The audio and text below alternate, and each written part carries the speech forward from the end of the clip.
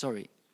So, this session is going to be organized around 3 questions that are usefully framed around an investment cycle. So the first question is what policies, regulations, finance conditions can attract investment? The second question is once the investment happens, how do we make sure that it delivers the outcomes we want? And the third question, which is my favorite, is how to move from isolated projects to a broader programmatic shift towards resilient and low-emission agriculture. So it's about systemic shift.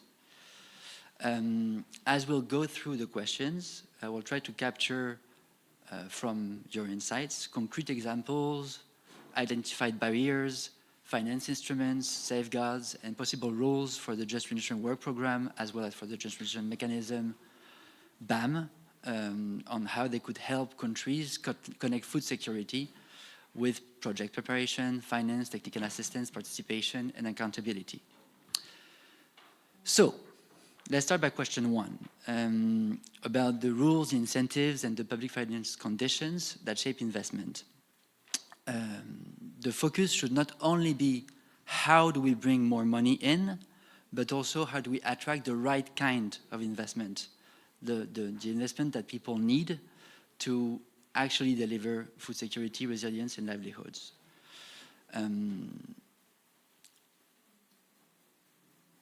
I've identified a few subcategories that you will use or not. It's types of investment needed, to policy regulatory frameworks that we can use, for finance and risk-sharing tools that can be used to attract, 5 risks and safeguards identified, and 5 the role of the work program and the potential mechanism in all this. Who wants to start?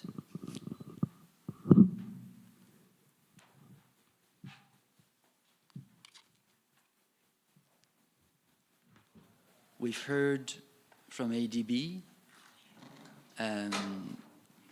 that a blend of grants and concessional loans can be used.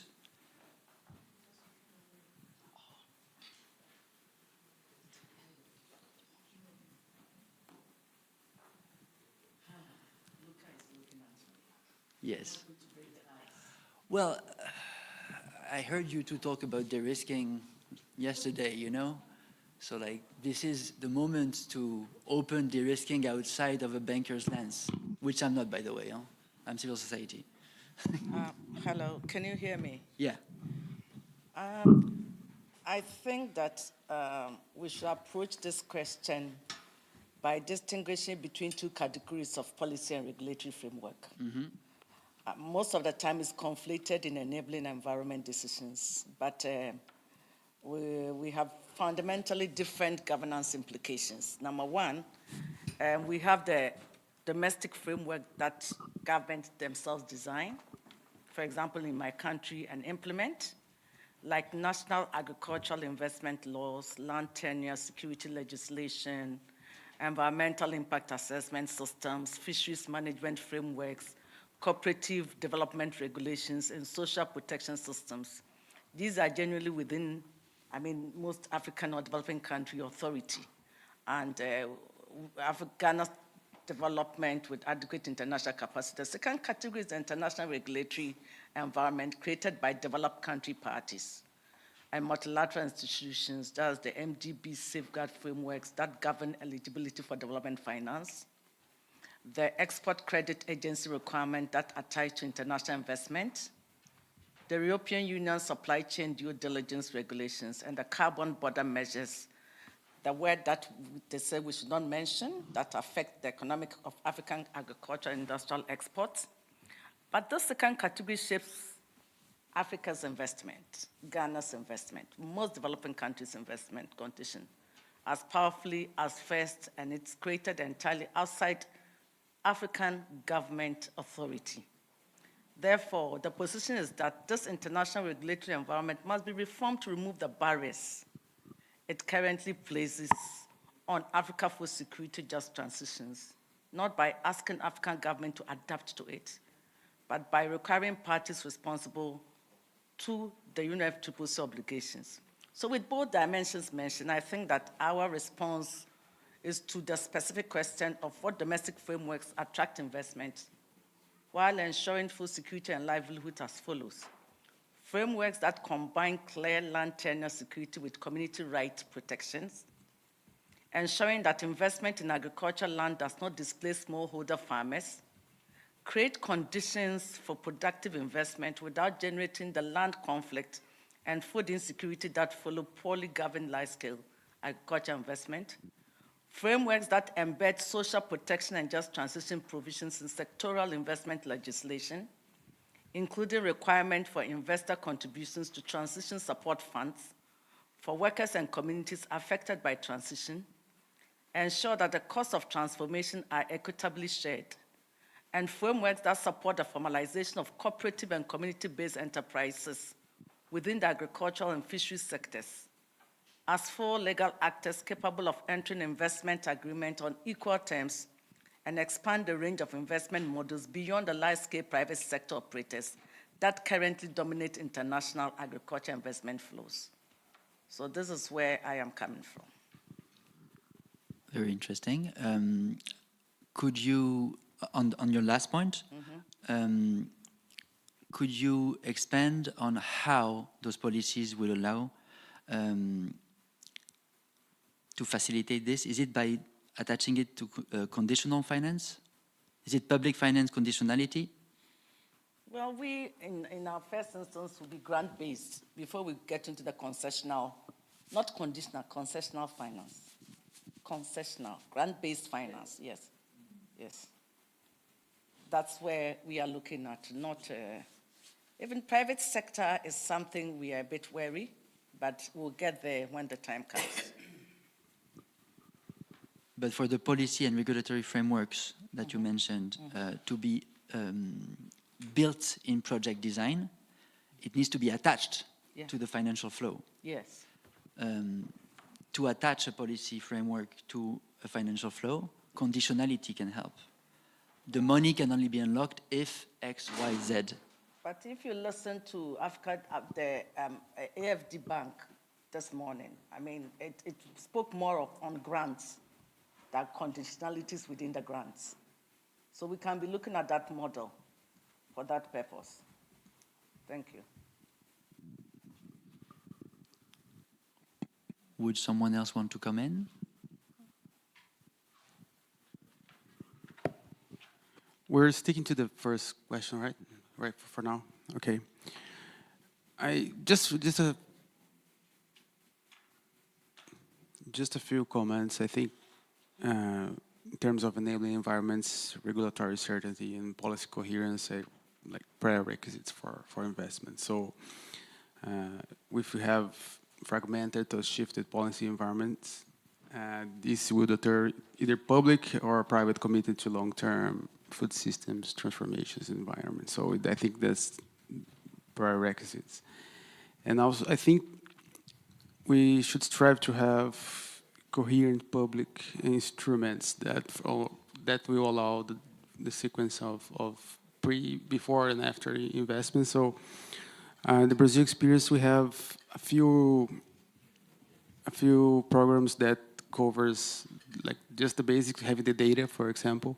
So we have a project there in Brazil that we map out all agriculture and the people that lives in these places, and then we use it to give loans that are subsidized loans based on if they apply sustainable methods in agriculture. So we link these things together. And this also helps us to get further investment from private sector too. So I think that we need to give coherence to attracting money based on the methods that they produce. But also, as my friend from Ghana said, I think it starts with land tenure security. I think is the most basic thing here when you talk about agriculture. because without that, we cannot raise any kind of investments because there's no security for the investor. So this is important, especially in context of indigenous peoples and local communities. In Brazil, we have a special case of quilombolas. And I think there's also an important role for public procurement policies in terms of agriculture. And so Brazil has a national school feeding program that guarantees that at least 30% of school meals procurement must be done from family farmers and especially sustainable farmers. So that's a way to also use the public. Which is attached to the subsidized loans. And Conditionality. the last comment, we are also exploring other forms of grants and concessional investments to raise money, so blended finance. For example, the TFFF that we are trying to set up uses different structures to protect forests. So there's a lot can be done in terms of enabling environment. Sorry, Thank you. spoke too much. We're going to give the word to someone online.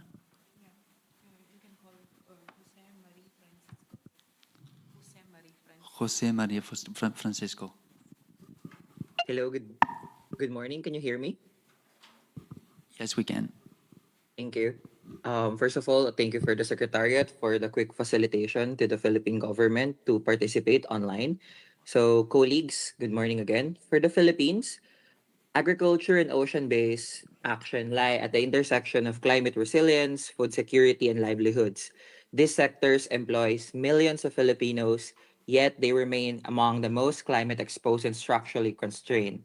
Advancing resilient and low emission pathways therefore requires not only ambition but strong enabling conditions at both national and global levels, grounded firmly in the principles of just transition. On the first question regarding the policy and regulatory frameworks on track investment, the Philippines underscores the importance of robust and coherent national policy frameworks that provide certainty to investors while protecting the welfare of farmers, fisher folks, and coastal communities.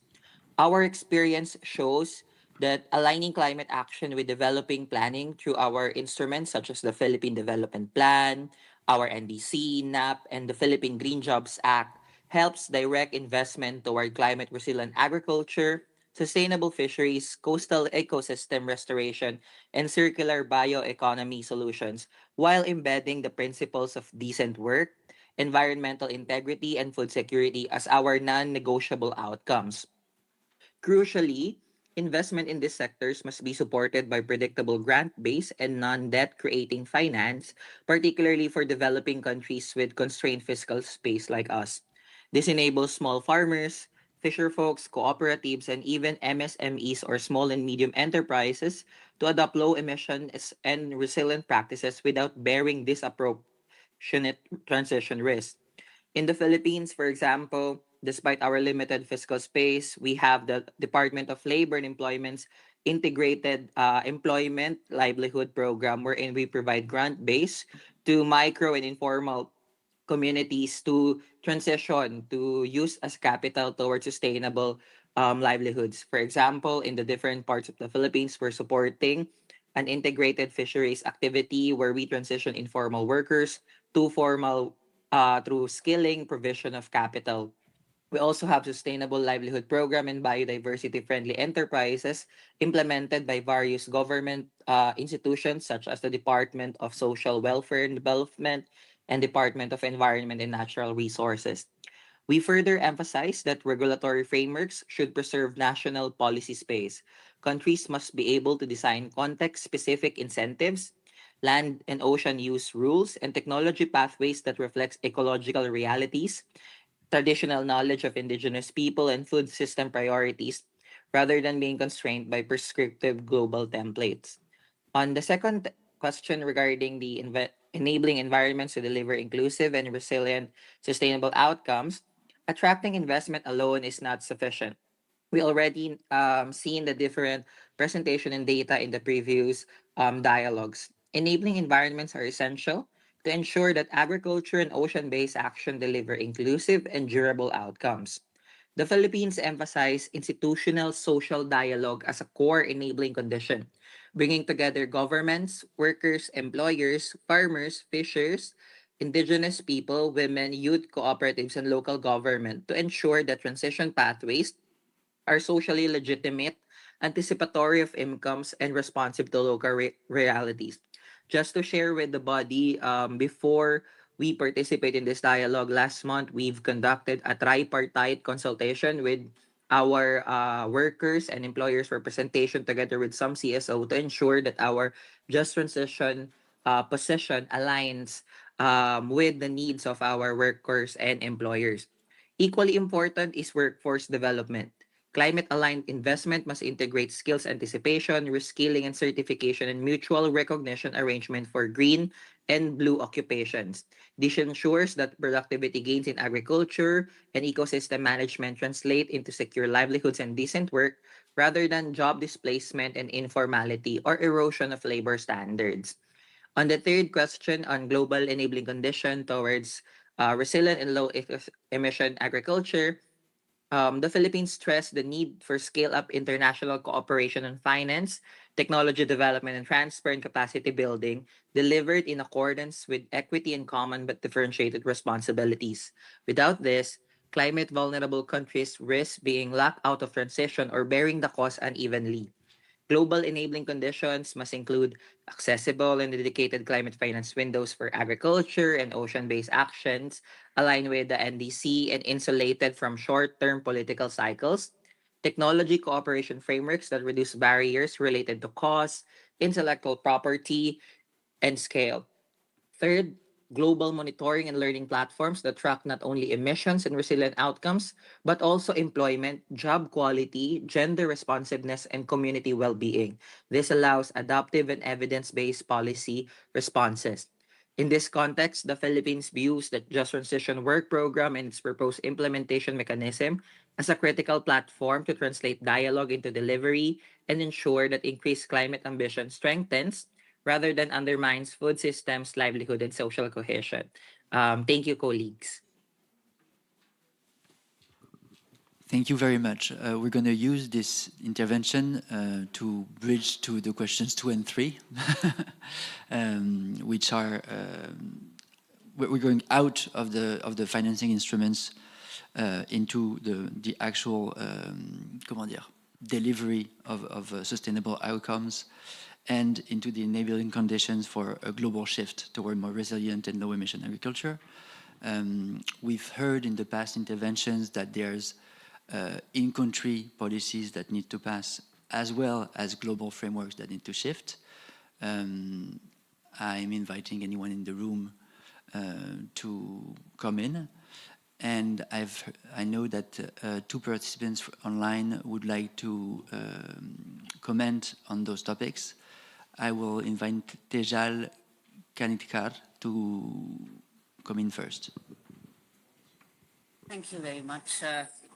Good morning, colleagues. It's far earlier in the morning here, but thank you very much for this opportunity. And I just wanted to say something that would support what the other colleagues in the room as well as online have said in some sense. There has been, even in the scene setting presentations as well as in the questions, all 3 of them, not just the first one, but very starkly perhaps in the first one, a puzzling focus on investments, especially when it comes to something as critical as food security. What does it mean when we think of how is it that we make something like this attractive for investments? This is not the way in which governments of the global south think about it, where in fact food security is most threatened. And the contribution of agriculture in our countries to emissions is minimal as compared to other sectors, and definitely as compared to other sectors in developed countries.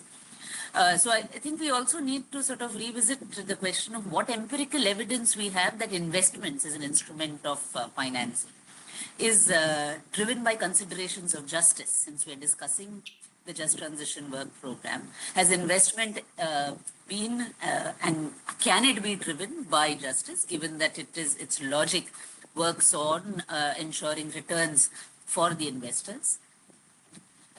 So if so sometimes it can, in fact, and this was the context in which discussions were happening yesterday as well.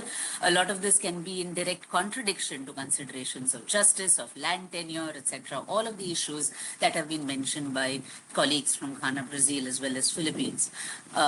So all of them focused on the importance of grant-based and concessional finance, not just as some de-risking instrument, but as a primary vehicle for ensuring that climate action, be it in mitigation, adaptation, or other areas, be you know is meant is can ensure justice.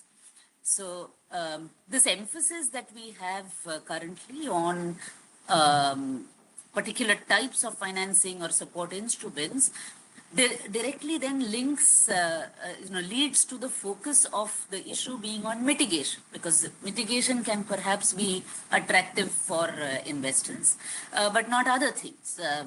For example, for smallholder farmers, that have low levels of mechanization already, especially in developing countries, smallholder farmers, this is how they are characterized.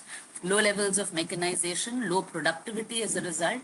If they're further burdened with mitigation, in what way does that ensure climate justice?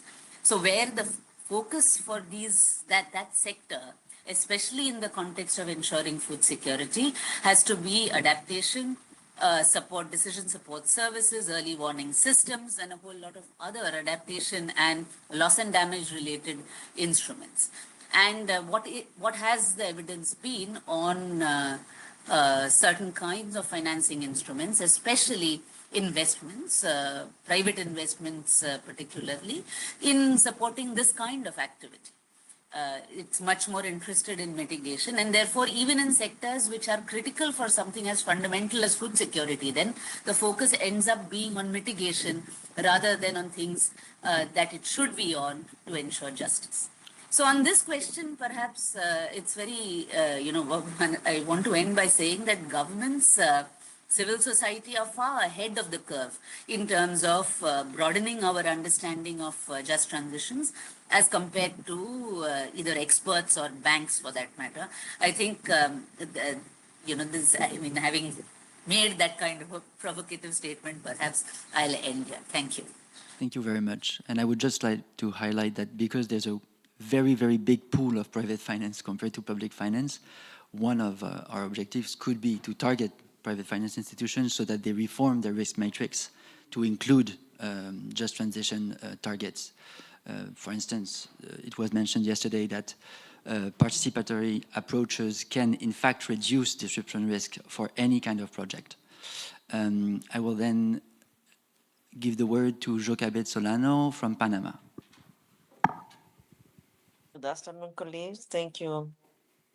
Speaking on behalf of Panama, we believe that the challenge of creating an environment is not just about attracting capital, but about investing with integrity. To address the question raised by the facilitator of Panama, propose a normative architecture of integrity built on three inseparable pillars. The first, enabling frameworks to achieve holistic food security in agriculture and oceans. We move beyond resources management to the legal recognition of nature as a subject of rights. Our law 287 provides the ultimate legal certainty, ensuring that investment is grounded in the inherent right of ecosystem to exist and flourish. The second, of inclusivity and knowledge, true inclusion requires epistemic parity. We must recognize indigenous knowledge system, the science of memory, not as anecdotal information, but as a primary technical authority to incentivize the youth, as the evidence today suggests. We must ensure data sovereignty, empower them to govern the technology and science of their own territories. And the last one for us, on cooperation and investment, we must break bureaucratic silos, achieve toward convergence. The most effective way to scale finance is through performance-based payment for biocultural integrity. rewarding the measurable resource of the community that sustain our life system. To conclude, Chair, co-facilitator, investing without territorial rights and without epistemic parity is a high-risk investment. Panama stands ready to lead by example in building a transition that is real for our people. Thank you. Thank you very much. And it's a great bridge on territorial rights to give the floor to the IPO representative.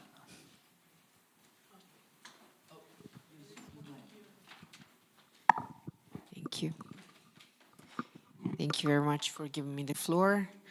And of course, enabling environments in terms of investments, when talking about investments, is going to look different in different countries, but there are some foundational enabling environments. And so that's what we will try to address from the indigenous peoples constituency.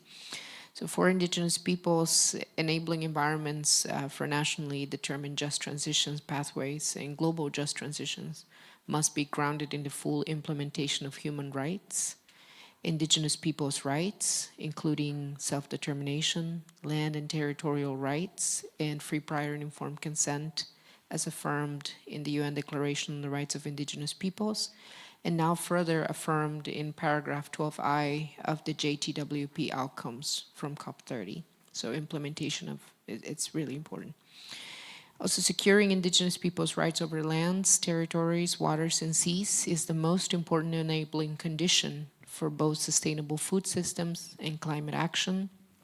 Also, the integration of indigenous peoples' knowledge, innovation for climate action as well in resilient food systems will play a key role. Without these investments, without this, investment risks driving further land dispossession and rights violations rather than supporting just transitions. Enabling environments must therefore not only attract investment, but ensure that investment is governed by strong human rights safeguards, respect for FPIC, and alignment with indigenous peoples' priorities and governance systems. This also requires prioritizing investment on indigenous-led food systems and enterprises, and ensuring that nationally determined pathways are inclusive of and support these systems from the outset.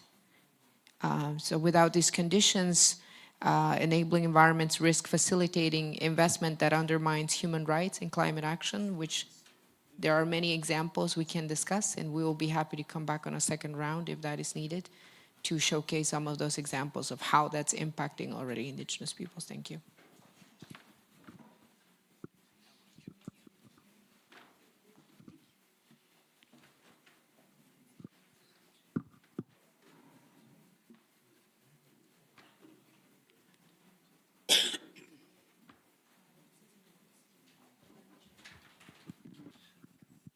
We have 5 minutes for 5 interventions.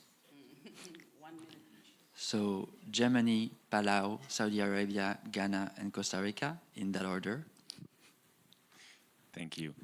I would just like to come back to kind of the core of the how, instead of focusing exclusively on the what needs to happen in order to enable increased finance or attracting investment, which is, I think, the key aspect of policy coherence that was also highlighted at the beginning, but also whole of government and whole of society approaches in order to create this enabling environment for sustainable land management, but also the importance of farmers, women, and particularly rural women and girls in all their diversity, but also youth, indigenous peoples, as well as local communities, and also the idea of following a One Health approach.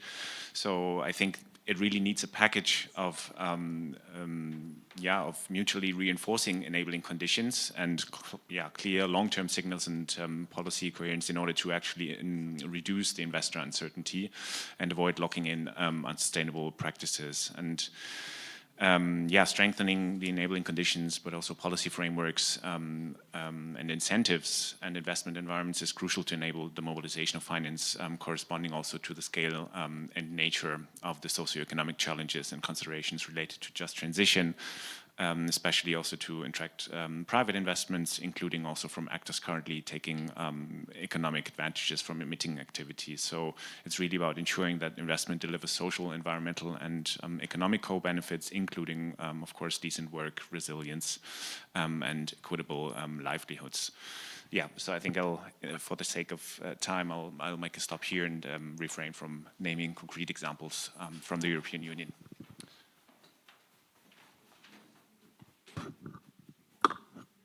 Thank you.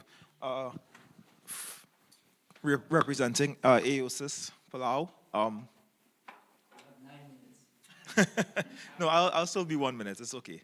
Because most of what was said around the room, we are in agreement with in terms of the enabling conditions and the emphasis placed on the security of land tenure and land rights, and the recognition of human rights, particularly just raised by the IPO constituency. But with that said, for small island developing states, we see the sort of enabling conditions around this global shift towards resilient and low emissions and agricultural systems as a combination of financial, institutional, and technical enabling conditions. And just to give one pointed example from a country within our region, there was a project to commission in St. Kitts and Nevis an investment strategy which focused on various sectors. And agriculture, of course, agriculture and land use was one of the priority sectors identified. And in that investment strategy, it was directly related to the NDC 3.0. And what that did was indicate the cost of what certain priorities in relation to agriculture, sustainable land use, and forestry, what does that look like? And then cost that out in terms of mapping it in terms of priorities for investors and showing basically possible sources of investment, possible types of investment that is needed. So these sort of activities are very much central to small island developing states in order to enable, which also leads to the question or the answer of enabling conditions. We need to know, firstly, what these things cost, and then that obviously brings about the sort of investment or attraction to it. So I heard there was a comment about investment to food security. I don't think it's investment towards food security. It's investment in certain factors or in certain areas or sectors that are priorities that ultimately lead to food security, that ultimately lead to food sovereignty. So those things are very much crucial in terms of those tripartite system of financial, institutional, and technical conditions. So I'll stop right there. Thanks. Thank you very much. I will give the word to Saudi Arabia now.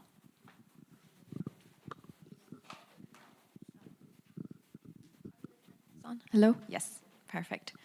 All right. Thank you, Co-Chair, for giving me the floor. Saudi Arabia just wants to share some of its experiences in managing food security under extreme arid conditions, which will hopefully has transferable lessons.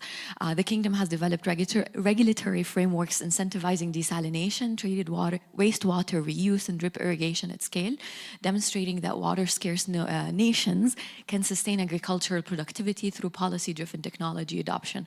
This, along with the frameworks embedded within Saudi Arabia's 2030 vision, we believe is proven concepts that help attract investments into resilient food systems, mainly through showcasing that we have long-term plans to invest in this sector, show some case studies and pilots so that we can encourage investments coming into the country. So without compromising national food security imperatives. Just to kind of cut this short, so in the context of this thematic group of this dialogue, established regulatory incentives also for specific innovative technologies that can help moving forward and kind of overcome the drought periods that we face, such as precision agriculture and water efficient farming technologies critical in the arid context, as well as expanding the blue economy agenda through various strategic projects. We believe we're going to help flowing investments into the country. I'd like to highlight a key challenge that was already mentioned in the discussion on the EU's carbon border adjustment mechanism, which introduces a new and a consequential layer to the policy landscape. For agriculture exporters in the global south, including those arid regions already investing heavily in water efficient, low emission production, CBAM really risks creating an uneven playing field where the cost of the compliance falls disproportionately on communities and groups with the least capacity to absorb it. So just highlighting that in continuation to some of the discussions that we had before. And the word will be given to Ghana on the same topic.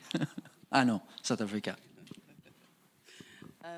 Thanks, facilitator, and it's South Africa, Peladi. I just don't have my flag. I think one dimension I would want to add to this discussion is the importance to treat an enabling environment rather as an outcome of international cooperation and support, as opposed to a prior condition, which has been the experience for most developing countries, that an enabling environment is viewed as a prior condition that developing countries must satisfy before support is unlocked. So I think the framing there needs to be clear.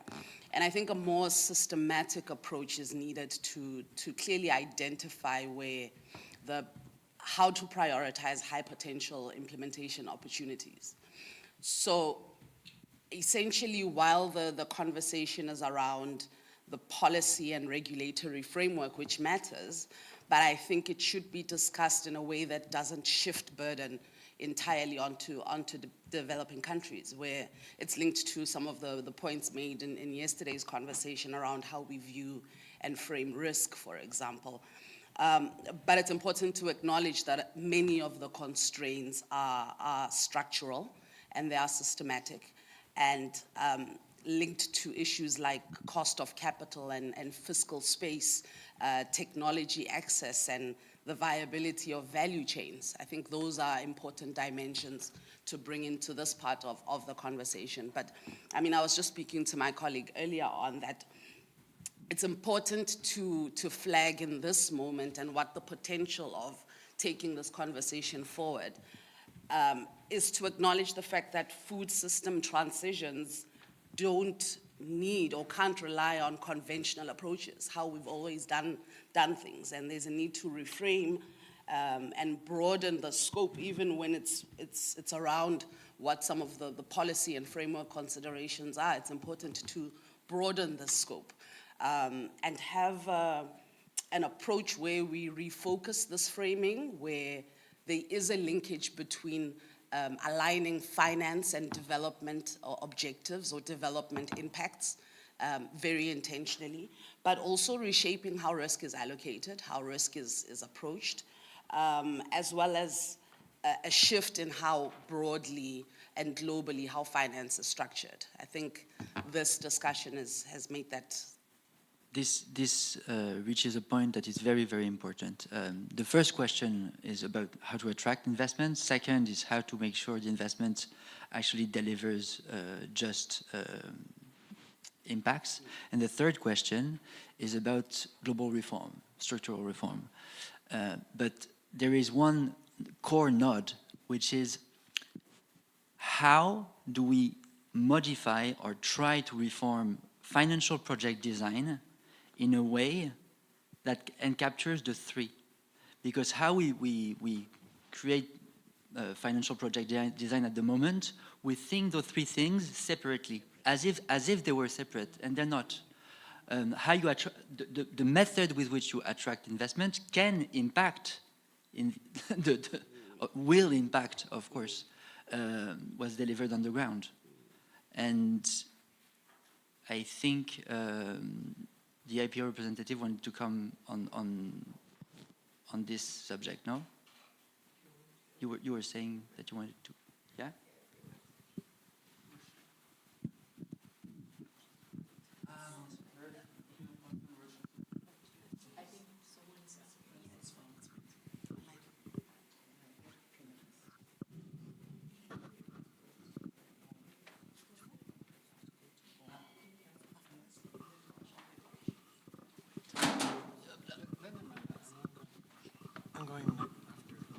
Okay, thank you.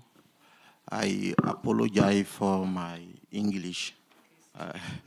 For a global transition to resilient low emission agriculture, we need to promote agriculture transformation, drive the development of resilient and low emission value change.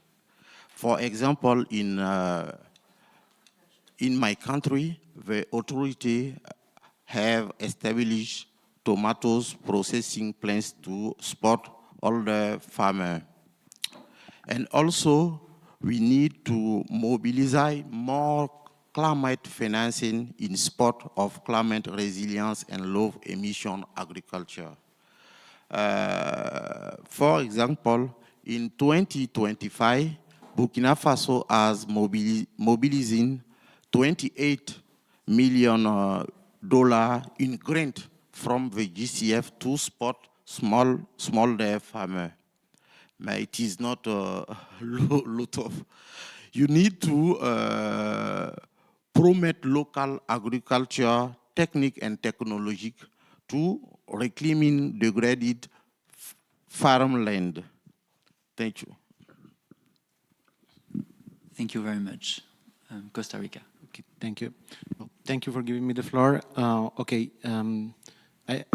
We in Costa Rica, we agreed that we need different answers from what we've been doing already. So from Costa Rica's perspective, enabling environments require policy coherence, regulatory clarity and continuity to attract investment into resilient and low-emission agriculture and ocean-based action. Countries need clear national priorities, stable policy signals, credible indicators, and investment pipelines that connect climate objectives with food security and livelihoods. Okay, in Costa Rica, we are working to align our 3 NDC with our long-term strategy so that our instruments reinforce each other instead of creating parallel processes. In our latest NDC, we include just transition as a full axis with mitigation contributions and also strengthening agriculture, follow, and oceans. To ensure inclusive outcomes, invest should include safeguards and indicators from the beginning, not only emissions reduced, but also resilience, decent work, sustainable resource use, food security, and benefits for local communities. For example, sustainable agri-landscapes and marine planning can help connect productivity, ecosystem protection, and livelihoods. So, the enabling conditions are not only finance, they include institutional coordination, transparent tracking, capacity building, participation, and clear links between planning, regulation, and investments. Thank you. Thank you very much. It's the turn to the Russian Federation. Morning to everyone. To begin with, international cooperation and access to climate finance is crucial to implementing just transition pathways that support food security. One of the key barriers to scale up finance for climate action and food security is the inability of the current global financial system to cope with such global challenges. International partnerships play a significant role in increasing funds for climate action and sustainable development. In this context, we would like to highlight the role of the BRICS countries in promoting international cooperation and access to climate finance. For example, in 2025, the Leaders' Framework Declaration on Climate Finance was adopted to enhance cooperation of the BRICS countries in this area. Individually, Russia is also contributed to ensuring food security at the global level. And I'd like to draw your attention to the fact that Russia has no financial obligations, and we provide financial support on a voluntary basis through, for example, through the Russia UNDP, Food and Agriculture Organization, and Green Climate Fund. At the beginning of 2020s, Russia provided to Food and Agriculture Organization over $50 million in assessed and voluntary contributions. So, being one of the world's major food and fertilizers producers, Russia makes a significant contribution to eliminating hunger and ensuring food security in developing countries. The volume of export of food products and agricultural raw materials in 2024 exceeded 108 million tons, amounting to more than $524 million in value. At the same time, unilateral climate-related trade measures introduced by some parties hinder the spirit of international cooperation and undermine countries' ability to ensure food security, forcing them to make a choice between climate action and socio-economic development. On behalf of the Russian Federation, I'd like to stress that we strongly oppose such policies and believe that they should be avoided. To conclude, international cooperation must fully respect the principles of the Convention and the architecture of the Paris Agreement, including the CBDR principle and the need for climate action to reflect national circumstances. Thank you. Thank you very much. We're at the end of this session, so I will move and someone else will come. Thank you.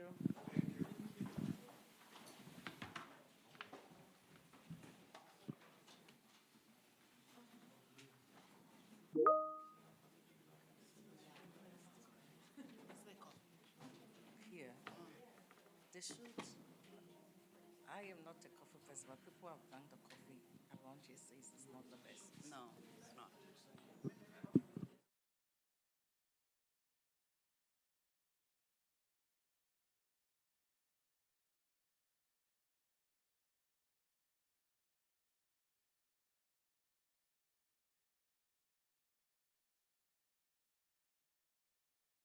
No, but I had a board meeting with a different NGO.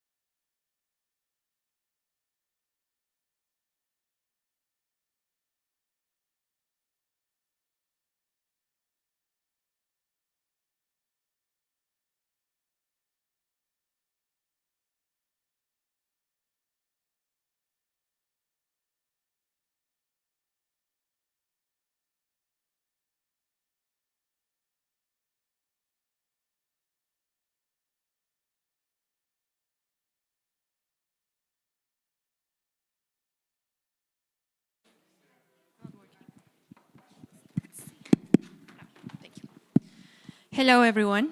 Apologies for keeping you waiting. The other session ran a little bit over time.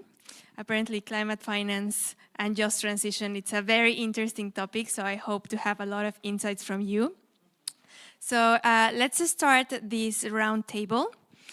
As you have already time to think about your interventions, we are going to discuss climate finance for just transitions.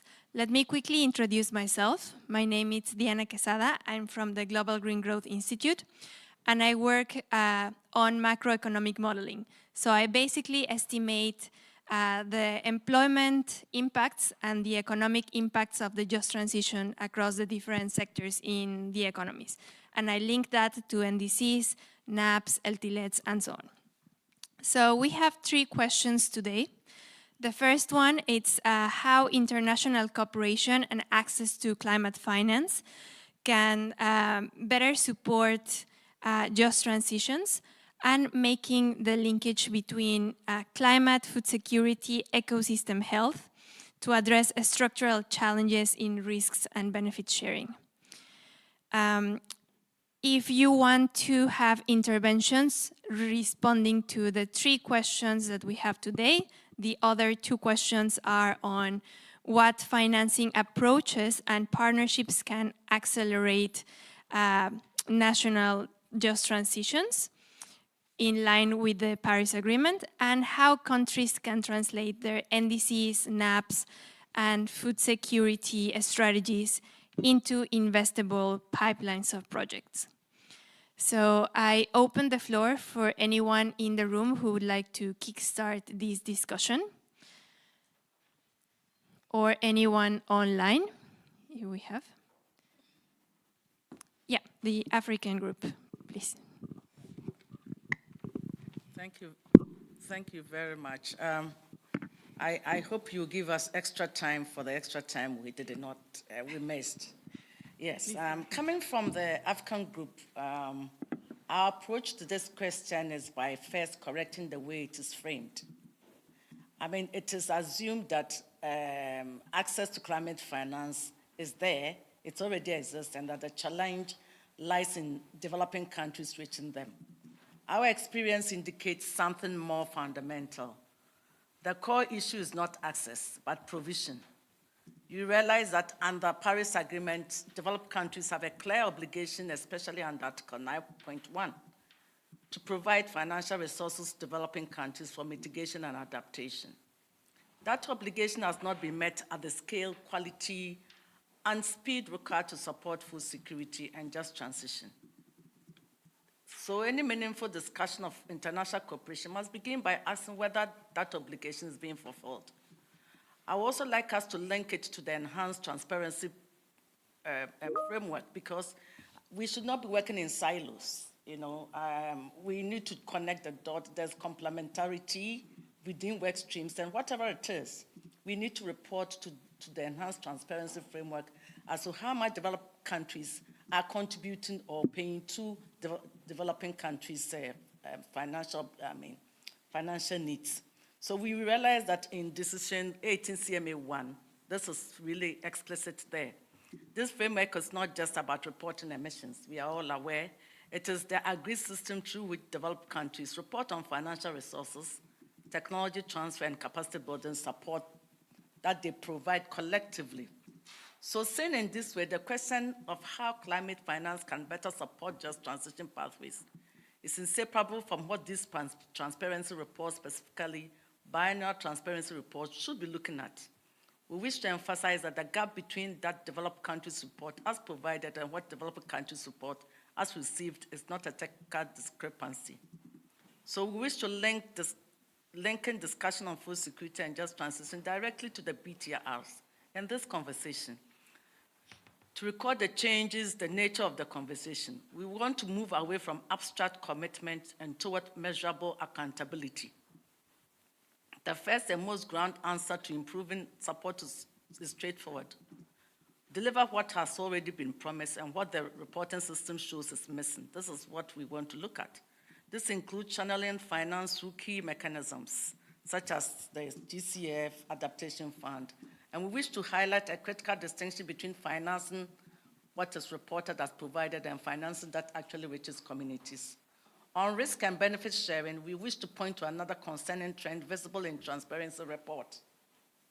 A shift away from grants towards loans and guarantees, often with reduced constitutionality. This shift places financial burdens on communities that are not in position to take on debt. I mean, we are looking at farming, agriculture and oceans. You realize that majority of African countries, these are more of subsistence farming. So if we're going to talk about consensualities of loans, as small as it is, it's going to be a debt burden for these smaller groups. And therefore, with the reframing, we should reframing to establish that the substantive answer as follows. International cooperation can better support nationally determined just transition pathways for African food security, but first honoring the architecture the Paris Agreement creates. That is Article 9.1 as the legal source of the finance obligation. And then this means grant-heavy finances. The interlinkages between climate, food security, and ecosystem health are real, and we acknowledge them. African agriculture systems are among the world's most climate sensitive. So on risk and benefit sharing, we wish to position as unambiguous. The structural challenges in this domain are not primarily technical, they are political. The current international finance architecture concentrates transition risk in developing countries through high borrowing costs, currency risk, project preparation burdens, and compliance requirements. And this we should know that is we are dealing with very small scale farmers, very small scale fisher folks or pastoralists, while concentrating transition benefits in developed countries, financial intermediaries, and capital market. Connecting this requires not better financial engineering, but a return to the equity principles and the foundation of the Paris Agreement, CBDR and RC, the right to development and the obligation of developed countries to bear a disproportionate share of transition costs. Risk mitigation instruments must be concessional. First loss facilities must be publicly funded by developed country contributions, and the overall director of financial flow must be from the wealthiest and highest emitting nations. And therefore, we seek that this particular question should be reframed, taking cognizance of what I've just spoken about. Thank you. Thank you. Now we have a participant online from India, Tejal Kanitkar. If you can hear us, please take the mic. Yes. Thank you. Thank you. I hope I'm audible. Am I audible? Yes, yes, you are. Okay. Thank you. Thank you for giving me the floor. This is Tejal from India. I want to begin with saying that we agree with the intervention just made by the Africa Group completely. The questions that have been set need substantial restructuring. Let me and reframing because they completely invert the meaning of international cooperation. Let me begin with question 2 first. What do we mean by resilient, sustainable food systems consistent with pathways that limit warming to 1.5 degrees Celsius? Let's take the question of pathways to limit warming to 1.5 degrees Celsius. In the IPCC's sixth assessment report, all these pathways relied on huge amounts of land-based mitigation. The more stringent the temperature target, the more dependence on land-based mitigation. And our co-facilitator, a facilitator of this session works on macroeconomic modeling, so I'm sure she must also be aware of this. The higher the dependence, the more stringent the temperature target, the more dependence on land-based mitigation. And over 70% of land-based mitigation across all models and all scenarios happens in developing countries. This results in the highest near-term mitigation burden on Africa, in fact, followed by Latin America and Asia. Europe and North America have the least burden in this kind of framework. The IPCC report itself says very clearly that the 1.5 degrees Celsius pathways that they have assessed lead to increasing risk of hunger and declining food security by mid-century, particularly for Africa and South Asia. This happens both due to higher amounts of land taken for land-based mitigation projects, such as BECS, for example, in the Global South, as well as the resultant increase in global food prices due to more pressure on land. These pathways are therefore completely in violation of the basic tenets of climate justice. Large amounts of land are converted to land-based mitigation projects because this provides better revenue due to quote-unquote a better carbon price as compared to other uses that may be self-determined by smallholder farmers or indigenous peoples or local communities in the global south. So we must be really careful about how we frame such questions.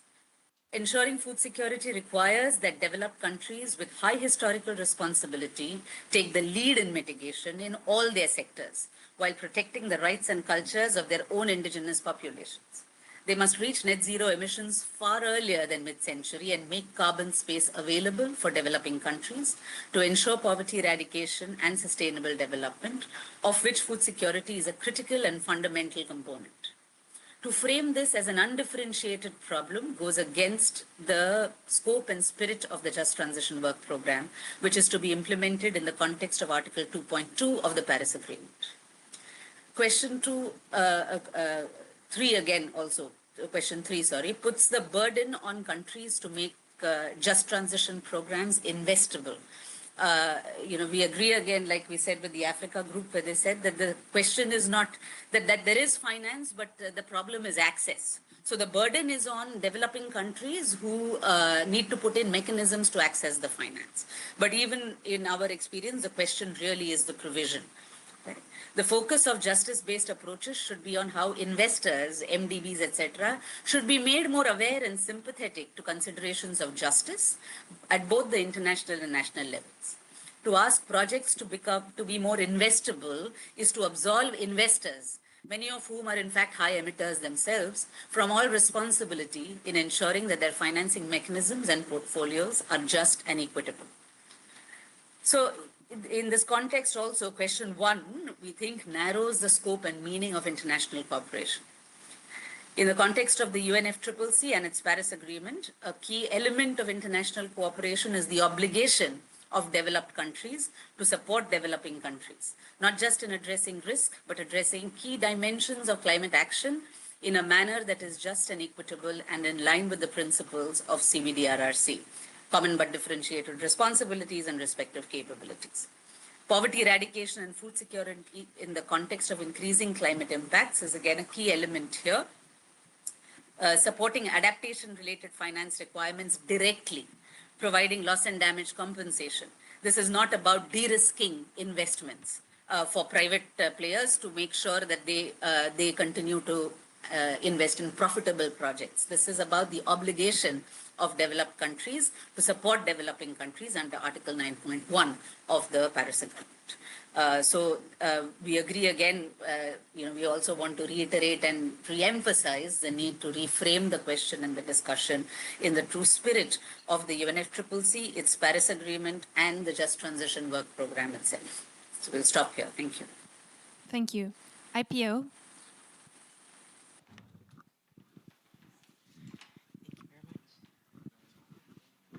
Thank you. Thank you, Madam Facilitator, for giving me the floor.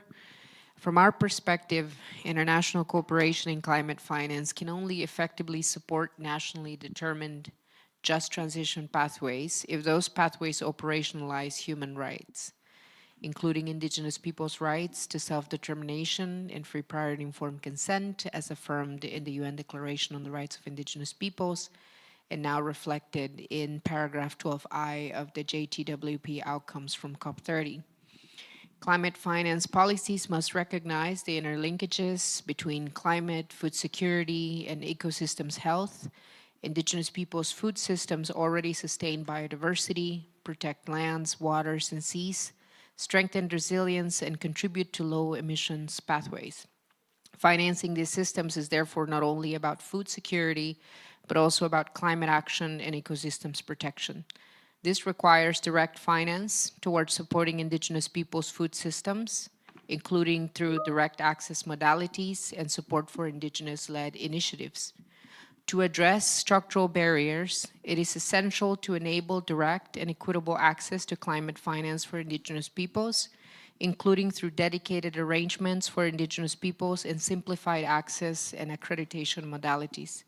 Current systems rely on multiple intermediaries, resulting in delays, reduced resources reaching the ground, and limited alignment with indigenous peoples' priorities and governance systems.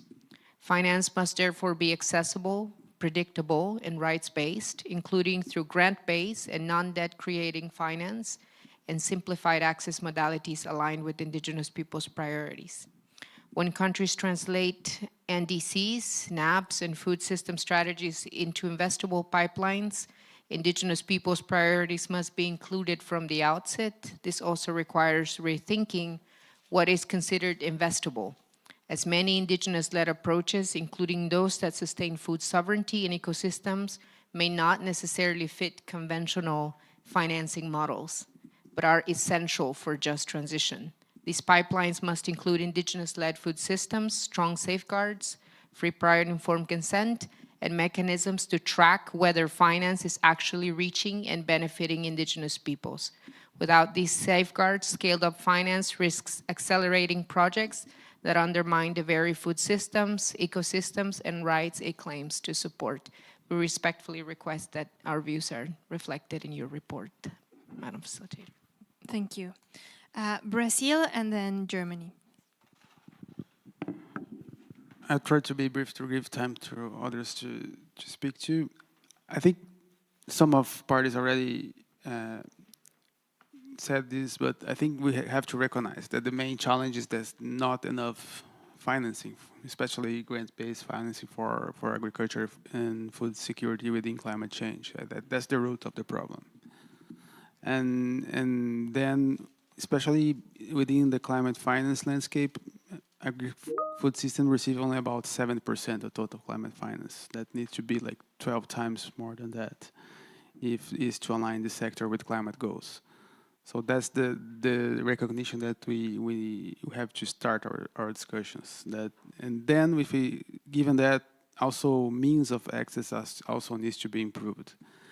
So we need radical shifts in funding priorities to prevent and worsening food insecurity. So I think I'll call upon the last year Standing Committee on Finance, the SCF, having a report specifically on sustainable food systems and financing. And it gives some of the ideas of this shift that we need to strive for. First, we need to repurpose subsidies that are given to the sectors toward more sustainable practice, blended finance, and also debt for climate swaps. Some of the examples that the SCF raises that we think we have to align also with just transitions considerations. And also stressing that this financial gap is even more pronounced when we think about small-scale agri-food systems. So only about 0.8% of total climate finance goes into small-scale food systems. Lastly, I think also within the climate finance landscape, there is still bureaucratic complexity of assessing green funds that may discourage especially smallholder producers and family farmers. And so we have to strengthen capacity building efforts and empower vulnerable groups through participatory designs, community-based approaches, also for capacitating them to reach to the existing funds. Finally, I want to give an example. In Brazil, we have a national program for strengthening family farmer. That's the main federal rural credit policy that covers family farmers, artisanal fisheries, indigenous peoples, quilombola communities, that integrates rural finance and support for climate adaptation and productivity and social inclusion, and can be a good example of practice that we have nationally. Okay, thank you. Thank you. Yeah, I would like to pick up or directly build on Pedro's point, but also start by coming back to the icebreaker by highlighting first of all the importance of moving from a fragmented project-based approach to a more pragmatic and pipeline-based approaches, and maybe just also a step back with regard to the overall significance of the sector. So, despite the significant contribution of the agri-food systems to global global emissions, the current NDCs present a mitigation action gap that is equivalent to more or less 60% of agri-food system emissions, or expressed differently, 20% of global emissions. And so there's a clear opportunity to double mitigation ambition in agri-food systems in the next round of NDCs, or the update of the current ones. And the inclusion of these issues in parties' NDCs will also facilitate their financing through existing streams of finance, as interlinked matters to mitigation, but also adaptation actions. And for example, phasing out fossil fuel subsidies, so talking about redistributing the current funding streams that do not address energy poverty or just transition as soon as possible, is also an important enabling condition to reach a just and inclusive transition to net zero, and also climate resilient societies that limit global warming to 1.5. Because it frees up fiscal space to redirect funds to targeted socially just and inclusive climate action that enhance food security. But also another key lever, of course, domestic carbon pricing schemes, which are amongst the most efficient and cost-effective element of climate finance toolkit. So they generate revenues to fund sustainable food systems, and in the EU, revenues from the ETS contribute directly to alleviate the social and economic impacts of the transition, providing also dedicated funding to the most affected vulnerable groups. And for example, we have a task force for international carbon pricing and markets diplomacy, which is a Commission initiative that specifically aims to promote the development of carbon pricing and carbon markets worldwide. And building on this experience, the task force primarily aims to share the EU's lessons learned and support other jurisdictions also in designing and implementing effective domestic compliance carbon markets and carbon pricing instruments. And it basically builds upon three pillars: the domestic compliance, carbon pricing, and carbon market instruments, or compliance markets in short, but also the Article 6 of the Paris Agreement and voluntary carbon markets. And apart from that, of course, blended finance approaches and de-risking or risk-sharing instruments do also have a role to play here. And of course, finance should support systemic transformation, including also value chains, consumption patterns, and governance structures. So we also suggest to invite institutions such as the operating entities of the financial mechanism, the World Bank, or other multilateral development banks and climate funds also in future dialogues, as we've seen with the icebreaker presentation. And just to name and then close two instruments without going into detail, the EU is also the Global Gateway, but also the Neighborhood Development and International Cooperation Instruments, Global Europe. So there the EU supports sustainable food systems and also agriculture via blended finance, but also technical assistance and partnerships. And of course, we stand ready to also further see and leverage existing partnership instruments, to see how we can further accelerate that transition. Thanks. Thank you. So we aim to finish in the next 15 minutes. Sorry, because Give us time. yeah, we will try to hear from everyone. I believe we have a representative from the Philippines online. So if you can hear us, please feel free to talk. Yeah. Thank you, Madam Facilitator. So the Philippines stressed that achieving climate finance as an enabler for just transition pathways for food security requires international cooperation that moves beyond dialogue and delivers real enabling support, as mentioned by our previous colleagues, particularly in climate finance, technology, and capacity building. For the first question, the Philippines underscores that international cooperation must respect national determined pathways and avoid overly prescriptive templates. Support should enable countries to integrate climate objectives with food systems, priorities, and ecosystem protection according to our national context and development priority. However, we must also confront structural challenges that distort risk and benefit sharing. For developing countries like the Philippines, constraints such as limited fiscal space, high debt burdens, and barriers to accessing green technologies continue to undermine ambition and delivery. In this context, the Philippines emphasized that international support must expand fiscal space, particularly through new additional public finance that is grant-based and not debt-creating. To make risk and benefit sharing fairer, international cooperation as enabler of just transition should provide predictable finance aligned with nationally defined plans, reducing uncertainty, and enabling sustained implementation for food systems and ecosystem resilience. Uh, Next, support labor market and employment impact assessment so that climate and food systems measure protects workers, farmers, fisher folks, and communities and translate into decent work outcomes. Strengthen access also to technology transfer and development and capacity is important in removing barriers that restrict access of developing countries, and also ensure full, direct, and meaningful participation of key constituencies such as farmers, fisher folks, informal workers, MSMEs, women and gender group, youth, indigenous peoples, and local governments to ensure that benefits are shared and risks are anticipated early. For the second question, the Philippine views that financing approaches must be designed to deliver both climate outcomes and social outcomes. That is why we reiterate that just transition requires climate ambition to go hand in hand with decent work, quality jobs, social protection, social dialogue, and skills development. To accelerate transition in food systems and ocean-based livelihoods, we highlight the following possible approaches and partnership.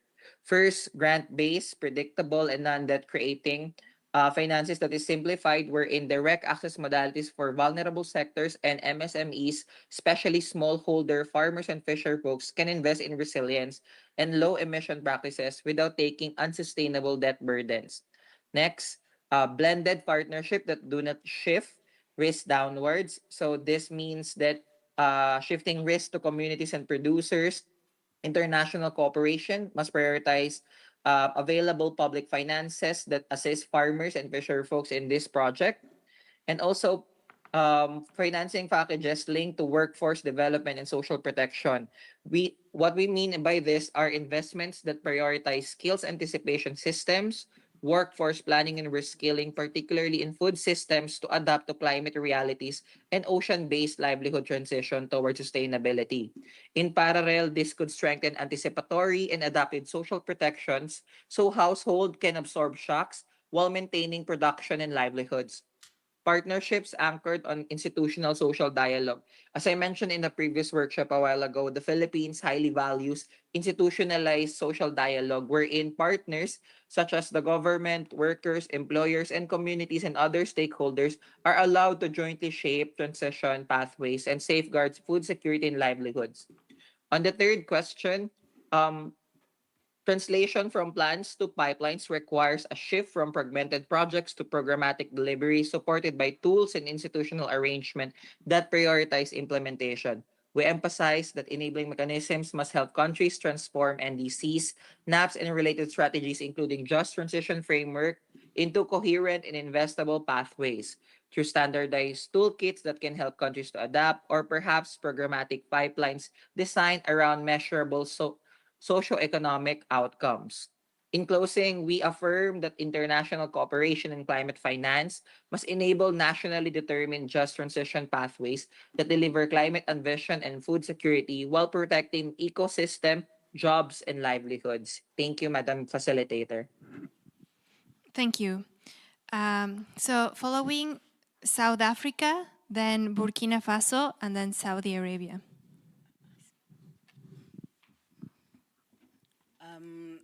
Thank you, Madam Chair. And I would also want to agree with the speakers before me and echo some of the views expressed online and in the room.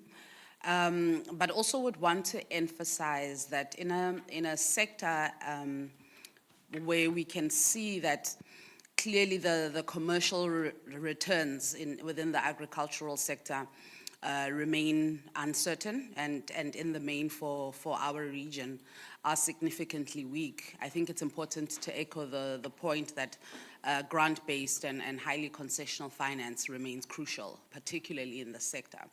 But also food security itself is a powerful reason to not follow the business as usual framing around a narrow project bankable logic. I think it's clear that will not suffice. But I think also what this conversation has done and has elevated that while the argument can be made that just transitions are designed and implemented nationally, we agree, and locally, but the enabling international environment and the global interconnectedness of that remains relevant. So it's important to have those two dimensions addressed consistently. So it's useful to have food security pathways that both address and acknowledge the domestic and international dimensions within a transition. We can agree and acknowledge that climate, trade, finance, value chains, and the ecosystem pressures, in the main, the interconnectedness cut across borders, and those dimensions are at an international level. But I think it's important to also stress in this topic the issue that has been raised, agree with the points raised around access and provision, but I think quality finance matters just as much, and the need to hone in on how finance is structured, on how risk is priced, and the point that had been made earlier, and I would want to reiterate that point, is to support a broader developmental and transitional outcomes, as opposed to just looking at the lens of decarbonization, but looking at how finance and development intersect with each other, and for finance to be approached that way.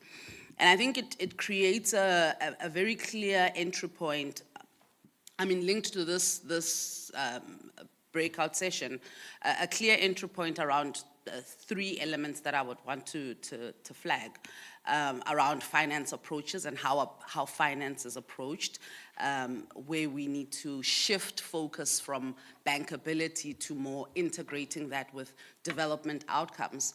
But it's also a clear entry point of the sort of role that a just transition mechanism can play in providing the sort of guidance and providing the sort of input that finance or financiers or financial institutions could consider when looking at just transition and equity considerations in their strategies, in their process, in how they mainstream and the project pipelines within different financial institutions. I think the gap has consistently been how to integrate equity and how to address just transition in how they approach how and what they finance. Thanks.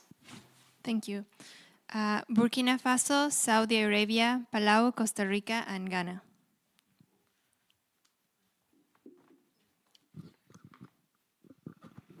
Okay, thank you. For the question 2, what financing approaches and partnership can accelerate just transition? You can explore multilateral financing opportunity, just as the Green Climate Fund, the Adaptation Fund, and the Global Environment Facility. You can explore bilateral financing opportunity, which country or institution, just as Luxembourg, Germany, Norway. You can mobilize private financing, includes through commercial bank and investment fund. For the question 3, how can country translate NDC, NEP, and food system strategy? You need to develop sectorial NDC and NEP, particularly in the area of food security, to consolidate ISOL project and to structure program. You need to strengthen national technical capacity for the design of bankable climate projects. You need to develop readiness and preparatory support program to finance feasibility study, environmental and social assessment. Thank you. Thank you. Saudi Arabia. Hello? Yes. All right. Thank you, Madam Facilitator. The Kingdom of Saudi Arabia thanks the facilitator and welcomes the discussion. At the outset, we wish to echo a key sentiment that was shared in the room on the framing of the guiding questions and how it places disproportionate burden on developing countries. Questions really should focus on how developing countries can translate NDCs and NAPs into investable pipelines, with risk shifting the responsibility onto recipient countries to solve structural barriers in the international financial system, which isn't fair in the context of discussing just and equitable transitions. The question should not be on what developing countries must do to attract finance, but what the international community must do to make climate finance genuinely accessible, predictable, adequate, and aligned with nationally determined priorities. On the interlinkages between climate finance, food security, and ecosystem health, Saudi Arabia underscores that financing food security and ecosystem health is not peripheral to the climate action. It is central to adaptation and resilience in developing countries. Effective adaptation options, including improved water management, soil moisture conservation, sustainable land management, resilient agriculture practices, and ecosystem-based approaches require sustained and accessible finance. These are not development luxuries, these are climate necessities. Saudi Arabia also emphasizes that developing countries have the sovereign right to determine their own national priorities. For many developing countries, food security and ecosystem protection, poverty eradication, sustainable development are not secondary to mitigation. They are existential priorities. Just transition pathways must reflect these realities and should not impose external defined sequencing or priorities. At the same time, we cannot ignore the gap between what is needed and what has been delivered. Developed countries must raise their ambition and meet their long-standing obligations. This is not a matter of generosity, it is a matter of responsibility and trust.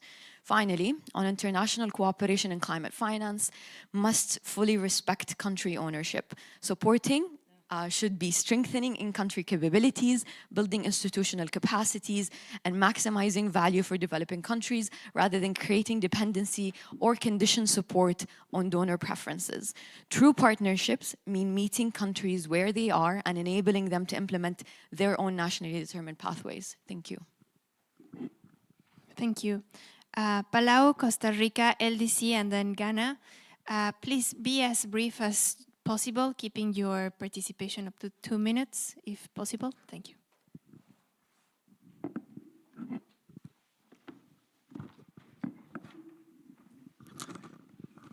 Thank you very much. So in relation to the first question, we just would make some pointed interventions. In relation to international cooperation and climate finance, for SIDS, there must be, these systems must address the structural dependence on external finance through predictable flows. Because what that means is that over 80% of our SIDS, through their NDCs, the commitments in relation to what is stated in the NDCs are conditional on international finance, technology, and the capacity support. So there's heavy reliance on external cooperation, and that structural dependence needs to be addressed. Further, in terms of, for SIDS, there must be improvement to the risk and benefit sharing through concessional finance and grants. Again, we rely heavily on grants and concessional finance due to limited fiscal space and high vulnerability. So instruments like insurances, climate funds, and guarantees are used to redistribute the risk because some of our islands or countries, example, Comoros and Cuba, rely fully on international grants and loans. So in relation to the second question, in terms of financing approaches and partnerships, there must be a need for the use of blended finance and diversified instruments to scale investments. So that's a combination of public, concessional, and private finance to unlock this capital. And we must also mobilize private sector. So that was also addressed in the room in terms of that public-private partnerships that are happening. With respect to the third question, in terms of translation on NDCs and NAPs, I spoke to it earlier in terms of the investment plans. This is like developing costed sector-specific investment plans. So that is very much needed for SIDS to identify and quantify their needs across mitigation, adaptation, and loss and damage responses. And there must also be the strengthening of enabling systems for bankability and implementation. So institutional capacity, access, as we heard about through the room, and the programmatic support is very much important to close the gaps within this finance discussions. Thanks. Thank you. Costa Rica? Thank you. Just to add country experience from Costa Rica. We agree that finance for just transition pathways should be aligned with nationally determined priorities and should support implementation rather than create parallel agendas. In our case, we're trying to connect climate objectives with development priorities, food security, resilience, and livelihoods. Our NDC is one tool that helps organize this work, including by distinguishing between unconditional and conditional contributions. This helps us identify what can be advanced nationally and where international cooperation, climate finance, capacity building, and partnerships are needed. But the real challenge is moving from priorities to implementation. For sectors related to agriculture, food security, and ecosystem health, finance should help build coherent portfolios that connect mitigation, adaptation, biodiversity, livelihoods, and local benefits in line with national circumstances. Thank you. Thank you. LDC? Thank you, co-facilitator. So international cooperation and climate finance are essential to operationalize nationally determined pathways in least developed countries, where NDCs and NAPs provide strong frameworks for integrating food systems, agriculture, fisheries, and resilience. However, these plans remain underfunded and are only partially implemented, with limited finance, particularly for adaptation, failing to match the high vulnerability. Climate finance must better reflect the interlinkages between food security ecosystems through integrated approaches that support risk reduction, ecosystem restoration, and resilient livelihoods, included in underfunded areas such as the ocean economy. Addressing inequities in risk and benefit sharing requires strengthening national institutions and local delivery systems to ensure finance reaches smallholder farmers, fishers, and informal workers, while accounting for the structural constraints, such as limited fiscal space and institutional capacity. Finance approaches should shift towards grant-based and transitional support, reducing reliance on debt, and prioritizing adaptation and food system transformation. And partnerships should focus on sustainable agriculture, renewable energy, value chains, technology transfer, and while supporting just transition outcomes, protecting livelihoods, creating green jobs, and strengthening food security. So to translate plans into actions, least developed countries need support to develop programmatic investment-ready pipelines aligned with NDCs and NAPs and food system strategies. And this requires technical assistance for bankable projects and strengthened access to climate finance, so GCF readiness, adaptation fund, and streamlining processes that build on existing frameworks without adding additional burdens. And so ultimately, coordinated international support is key. And for example, the Just Transition Mechanism can play a central role in coordinating this kind of support and mobilizing finance, facilitating technology access, enabling debt relief options, strengthening national capacities. And this will be really critical to kind of bridge the gap between planning and implementation and ensuring inclusive, resilient, and low-emission food systems transformation. Thank you. Thank you. And Ghana. Yeah, thank you very much for giving us the platform once again. Before I go into my substantive information or summaries of what I've discussed, because I didn't get the opportunity to add the two other areas, so I've just summarized them and I'm going to share with you. But first, we wish to reject proposals that introduce carbon markets, World Bank delivery instrument, and greenhouse gas performance conditionality into the just transition pathway discussions for food security, agriculture, and oceans. These three proposals share a common structure. Each one shifts the finance obligation away from its legal foundation in Article 9.1 of the Paris Agreement and towards instruments that carry no binding provision requirement, impose cost on receiving communities, or attach emission performance conditions to nations that have contributed least to the crisis driving the transition. Having said that, this is what Africa is looking at that we should stop using the word access and have the text saying we should start providing and the quality of it. As Article 9.1 of the Paris Agreement is a legal obligation to provide finance, not a prompt to develop better access pathways. Grant-heavy, concessional public finance must reach farmers and fishing communities directly, not intermediaries.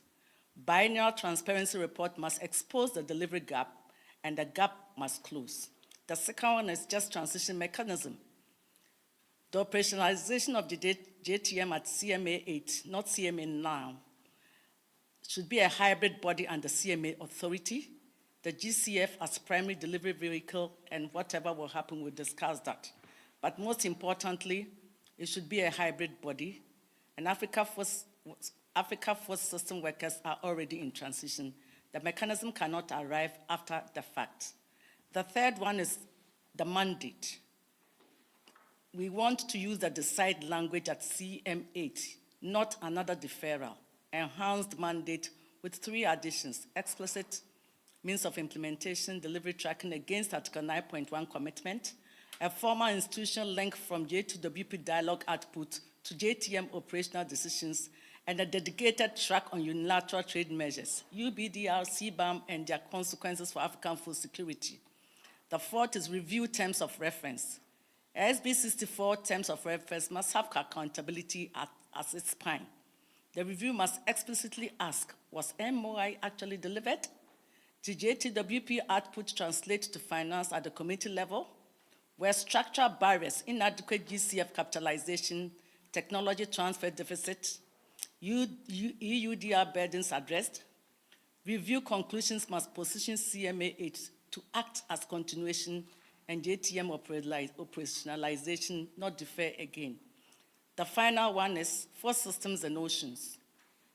Cold chains, storage, rural roads, processing capacity, these reduce food loss and must be explicitly eligible under GCF and Adaptation Fund. Agroecology is endorsed but must not be used to reduce the finance obligations. No marine conservation, blue economy framework, or EUDR compliance requirements lands on African communities without FPIC. Alternative livelihood support and funded just transition compensation must be also done. And so I make my conclusion by saying millions of people in Africa and across the developing world faces transition, and that it is very important that we look at it from that angle. Thank you very much. Thank you. Thank you all for all your remarks. We don't see any more hands up, so we are going to close the session here. So you need to stay in the room, and your next session would be on innovation and technology transfer. Yeah, so I will summarize all your insights, and you will hear them in the plenary a little bit later. Thank you.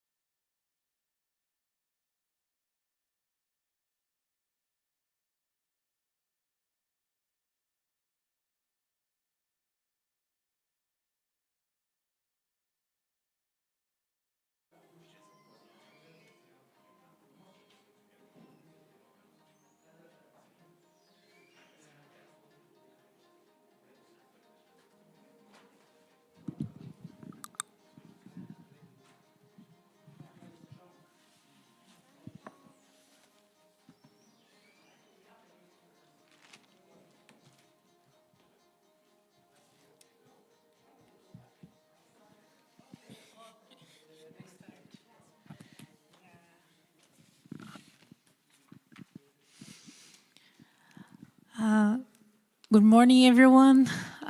In Brazil, we usually say if we do not have the lunch yet, so it's still morning. So yeah, let's start with our final session.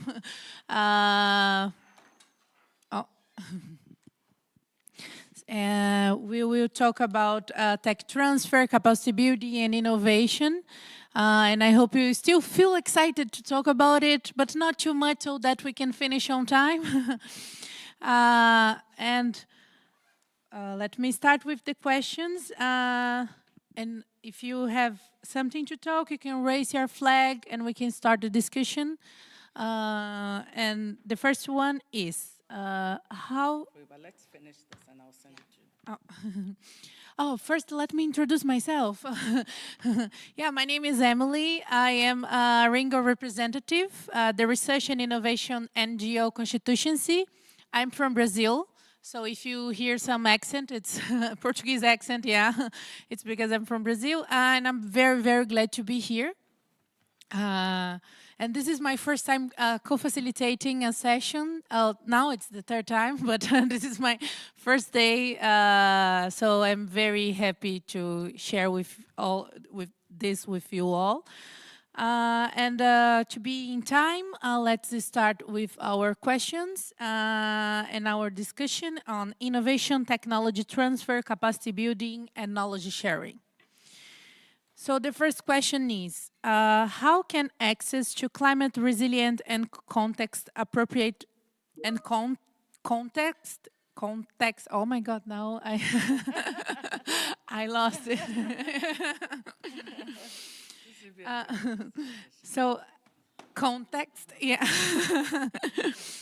Appropriate technology, enhance adaptive capacity, strengthen food security, and support locally led solutions, particularly in vulnerable communities. So let's start with this important topic, and you can raise your flag and break the ice in this discussion. Somebody should break that. Where's Pedro? He's left. Yeah, let's go Brazil. No, let's see. Ghana, would you like to break the ice? We've been breaking the ice, and I think that the Arctic is now trying to shift. So let others do it. We'll be coming soon, just trying to finalize something. If we finish and nobody has spoken, we'll take that up. Okay. So, IPO, please, thank you.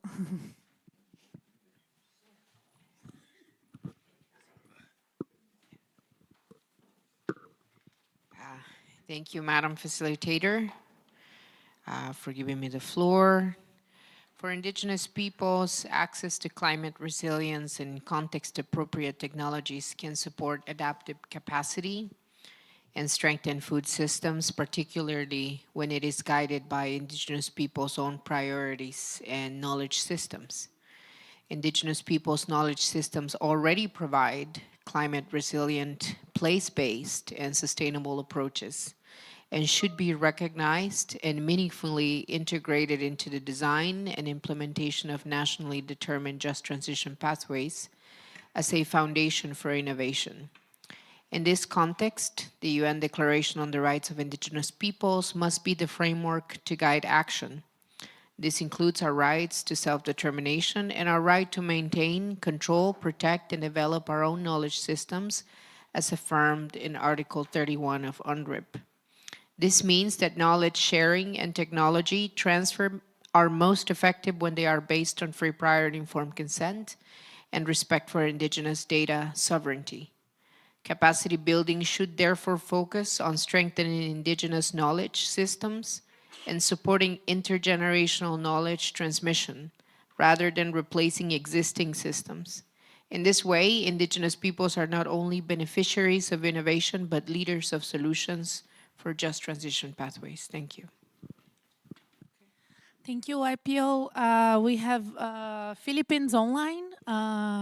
So Philippines, if you are listening us, please go ahead. Hello? Can you hear me? Yes. Thank you. So first of all, again, good morning to everyone. So the Philippines stressed that achieving climate finance as an enabler for just transition pathways for food security requires beyond our dedicated support and coordination. So for this last round of breakout group, we want to highlight first that innovative technology transfer, capacity building, and knowledge sharing are not a peripheral issue, but they are core enablers of climate action. So, for us to answer the first question, we underscore that access to climate resilient technologies can significantly enhance adaptive capacity and food security only if access is equitable, affordable, and responsive to local realities. We stress that just transition pathways must remain nationally determined so that technology strengthens locally led solutions rather than imposing one size fits all. To do this, enabling support should prioritize vulnerable communities, especially farmers, fisher folks, informal workers, and MSMEs, through simplified and direct access mechanism and targeted assistance that helps them adopt resilience enhancing practices without disproportionate burden. I'm going to bridge to the second and third question. So for the second question, innovation and technology transfer can accelerate just transition pathways for food system when they are embedded in broader structural transformation. It means linking production, processing, logistics, and markets in a way that supports decent work, sustainability, and poverty eradication. The Philippines emphasized that just transition must be inclusive and holistic, balancing social, economic, and environmental dimension. We see strong potential in innovation that enables number one, sustainable value chains, where upgrades improve productivity and climate resilience while raising job quality and protecting workers' rights. Second, circular practices that reduces waste and resource intensity across supply chain, an approach the Philippines has highlighted as an essential so that no sector is left behind. Third, clean production methods that reduce emissions and pollution while strengthening food system, food security, and ecosystem integrity, including efficiency improvements and sustainable resource use. For the third question, we believe that capacity building is essential to convert technology options into implementable, investable, and inclusive transition pathways that strengthen food security. The Philippines emphasized that capacity building must support countries to move from dialogue-heavy processes toward delivery through practical tools that strengthen national systems for planning, implementation, and in monitoring.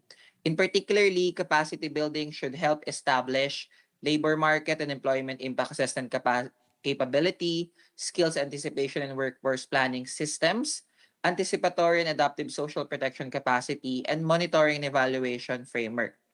We believe that capacity building must also be inclusive by design, ensuring full, direct, and meaningful participation of key constituencies such as women and gender groups, trade unions, farmers, informal workers, MSMEs, indigenous peoples, and local governments so that nationally determined pathways reflect live realities and strengthen food security outcomes. Lastly, the Philippines underscores that innovation, technology transfer, and capacity building and knowledge sharing must be treated as a core enabler of just transition pathways to food security. This means ensuring technologies are context appropriate, access is equitable, and implementation is supported by international cooperation that delivers technology support, capacity buildings, and practical tools paired with social dialogue, workforce development, and monitoring frameworks that keep people and livelihoods at the center. Thank you, Madam Co-Facilitator. Thank you, Philippines. Next one is the African group, but we will have time for the, not so much, but we will have time for the second and third question. So go ahead and feel free to talk about the first one, please. So we shouldn't include the second and third. We should just talk about the first one. Yes, yes, now it's the first one. Thank you very much, Madam Facilitator, for giving us the platform. I think that innovation and technology development and transfer can support Africa just transition pathway most effectively when they're oriented towards the actual constraints facing African food systems producers. So we're not looking for technological preferences of developed country institutions providing support, but it should be oriented towards the actual constraints facing Africa. Now, the primary constraints facing most African smallholder farmers, artisanal fishing communities, are not lack of sophisticated digital tools. It is things like, for example, when you take Ghana in the cocoa sector, there's the demand for geolocation. So where are the instruments and tools for them to use that to do geolocation and land plotting before their goods could be accepted in Europe? So these are simple things which is not manufactured in Ghana, but it's manufactured outside. So these are the lot of things they need. For instance, they also will need things like improved seed varieties, which is very difficult in the public sector, intellectual property arrangement, insufficient irrigation infrastructure, post-harvest loss due to storage and cold chain gaps, soil degradation requiring restoration rather than chemical intensification.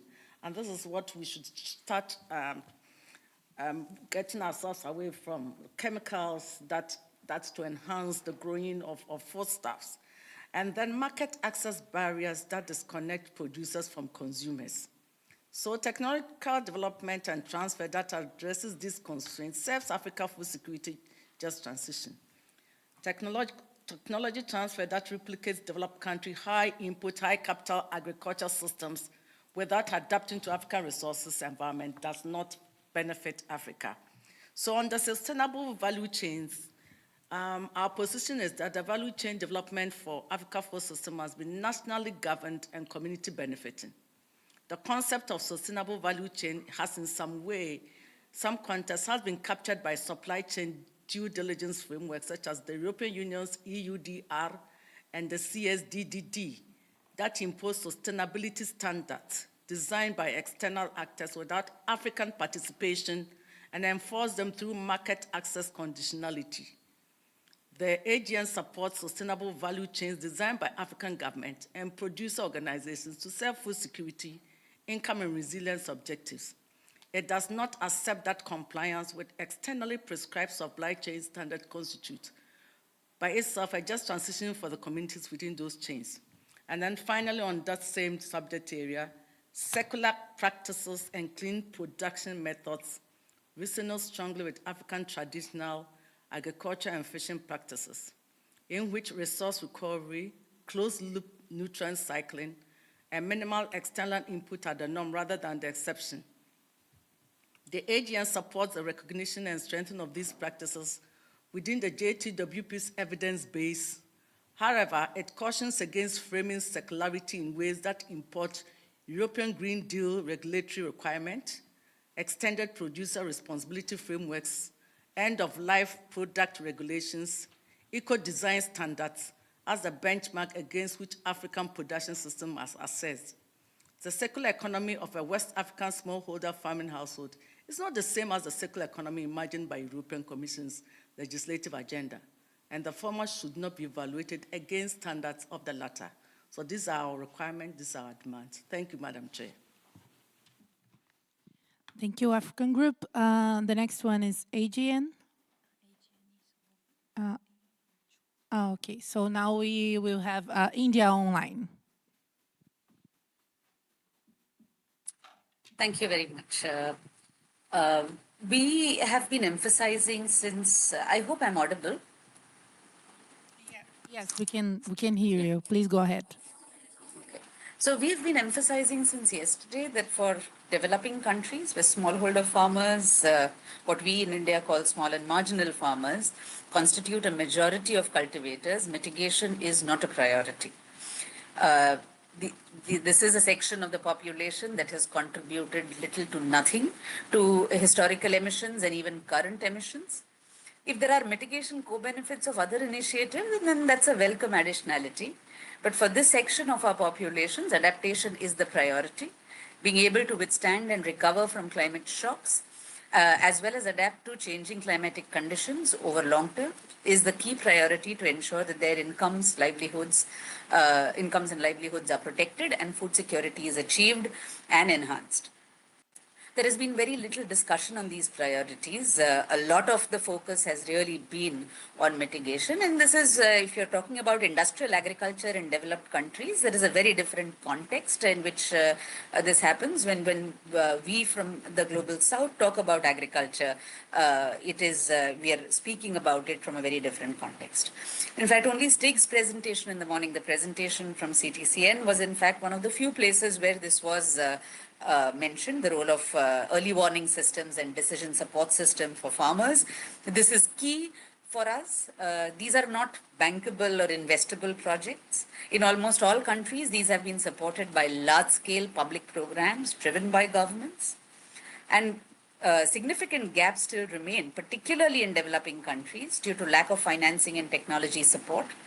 Regions where Earth observation systems need to be scaled up, integration of meteorological advisories and response systems need to be enhanced, must be supported through grant-based finance and making technologies available to developing countries. Technologies are important. Technology access, if we are talking about innovation, not just access to technologies, but also the ability of for developing countries to be able to develop their own context-specific technologies is necessary. These kinds of technologies are currently inaccessible to many due to the barriers created by intellectual property rights requirements, which increases costs, making most of these technologies out of reach for developing countries and most definitely for the more vulnerable communities, the small farmers, the fishing communities, etc., in the developing countries. Finally, we would also like to say that while enabling conditions has become a very attractive term, but the first and foremost initiative to ensure that there is an enabling environment must be at the global level, which means that the UNFCCC and its Paris Agreement, as well as the JTWP under this regime, must be implemented in both scope and spirit. This means the operationalization of the principles of equity and CBDRRC under Articles 3.1 of the UNFCCC and 2.2 of the Paris Agreement. It also means that global disenablers such as CBAM, which is in violation of Article 3.5 of the UNFCCC, must be rejected. Keeping people at the center in any implementation of climate action, which would require that the impacts of such unilateral trade measures, disguised as climate policy, must be considered, and the policies themselves must be withdrawn as the impact across the communities that we have all been speaking about since yesterday, smallholder farmers, fishing communities, etc., has been shown to be quite significant, especially in the global south. So I will stop here. Thank you. Thank you, India. Next one is Brazil, and then Germany. I want to start by recalling the decision to CMA 7, paragraph 12. We recognize the essential role of innovation and technology transfer as critical lever for enabling just transition in a holistic, multi-sectoral manner and across sectors, and that access to affordable and context-appropriate technology can accelerate progress on just transition pathways while maximizing the creation of jobs and opportunities and ensuring that no one is left behind. I think this is a really important message that we have to bear in mind when discussing here, because it gives what we need to stress here: the affordable and context-appropriate technology. I think these are the key points that I want to raise here. In climate resilient technology, strengthen food security by helping maintaining and improving production under climate stress, improving water and soil management, and supporting resilient livelihoods. But technology transfer also must be genuinely context appropriate. For example, tropical agriculture requires tropical solutions. It cannot be directly imported for different areas. And also technology co-development with local communities produces more durable results. And in some, one-size-fits-all solution do not work when you're talking about food security. We have some examples from Brazil. Just name one is this Systems program. It's a very basically program that federal program that spends access to water for consumption and food production through low-cost social. So it's a basic social technology or storing water, but this has made a huge impact locally. And when we built the program, we we consider also vulnerable groups have priorities. Women also have priorities in this. So not necessarily we're talking about huge transfers of money and technology. They are fairly replicable technology that can be used in other places that has also arid climates. Finally, we talk a lot about digital tools for precision agriculture, weather forecasting, and market access. This actually can transform smallholder productivity, but we have to remind them that they, as my friend from, I think was my friend from Ghana already said, they require investments in rural connectivity, energy access, digital literacy. So the technology is only as useful as the infrastructure beneath it is. So that's what you have to consider. That's not only to transfer technology, but the conditions to actually apply that technology is very much important. That's it. Thank you. Thank you, Brazil. Germany, go ahead, please. Thank you. I would also like to start by emphasizing that innovation is, of course, a key driver of systemic transformation in food systems and must combine, on the one hand, technological solutions, for example, precision agriculture and digital tools with nature-based and agroecological approaches, as well as social innovations. And so we also see the critical importance of the clean transition towards climate neutrality as a driver of innovation, but also economic growth and competitiveness also in the agricultural sector. And yeah, I think it's clear that accelerating also the deployment and integration of renewable and low carbon energy sources and energy storage strengthens resilience, but also enhances security of supply and contributes also to structurally lowering energy prices and reducing dependence on volatile fossil fuel markets. And just transition pathways to food security also require more than finance and policy reform. They also depend critically on context-specific innovations, as also hinted at by my friend from Brazil, and also effective knowledge exchange and farmer-centered uptake of sustainable practices. And so, yeah, the EU also highlights the importance of strengthening national research systems, extension services, and advisory services, and for example, also farmer-to-farmer learning, international cooperation, and multi-stakeholder platforms. So as EU, for example, we have the Horizon Europe and also the agricultural knowledge and innovation systems.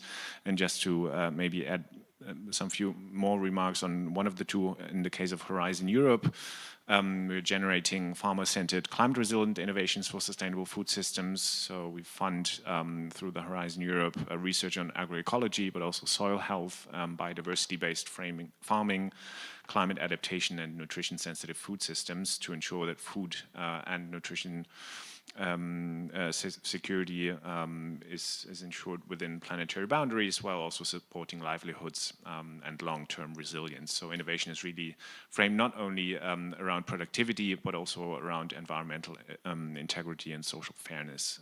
And it also has a multi-actor approach and so-called living labs. Yeah, I'll leave it there. Thanks. Thank you, Germany. Next one, South Africa. Thank you, Madam Chair, and thank you for giving me the floor. I think a case can be made, or it's important to argue around a technology discussion that a narrow hardwiring framing needs to be avoided. And sort of linked to the question and what other colleagues have said before me, yes, context-appropriate technologies matter, but also does delivery models and institutional capacity and the ability to adapt those tools to local realities and local-led solutions. That's equally important. I think where technology transfer and innovation is concerned, it's important to make a very intentional linkage to development and value chain objectives, and not to treat the technology aspects of the discussion isolated and only linked to mitigation tools. I think for us it's important to reflect that all of society, all of economy framing, but also to balance it squarely with an adaptation lens. And this is also linked to some of the value that's within the mechanism functions. And it's important to, when thinking about how we build the mechanism, the knowledge and capacity building function within the mechanism becomes relevant here.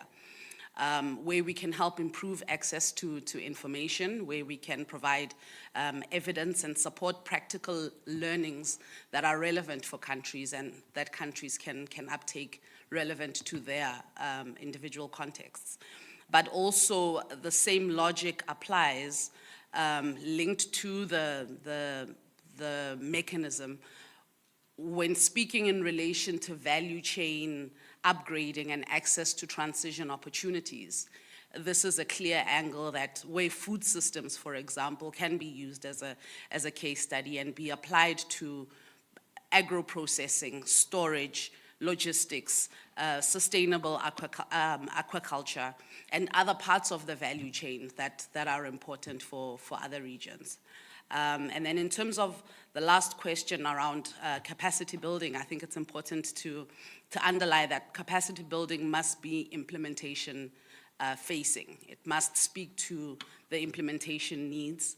And the understanding in this area often is weakened and it's poorly understood.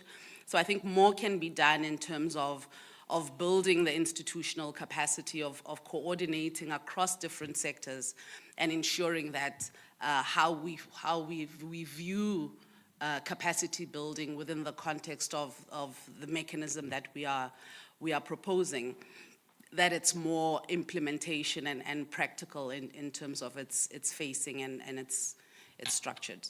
Thanks. Thank you, South Africa. And next one, Saudi Arabia.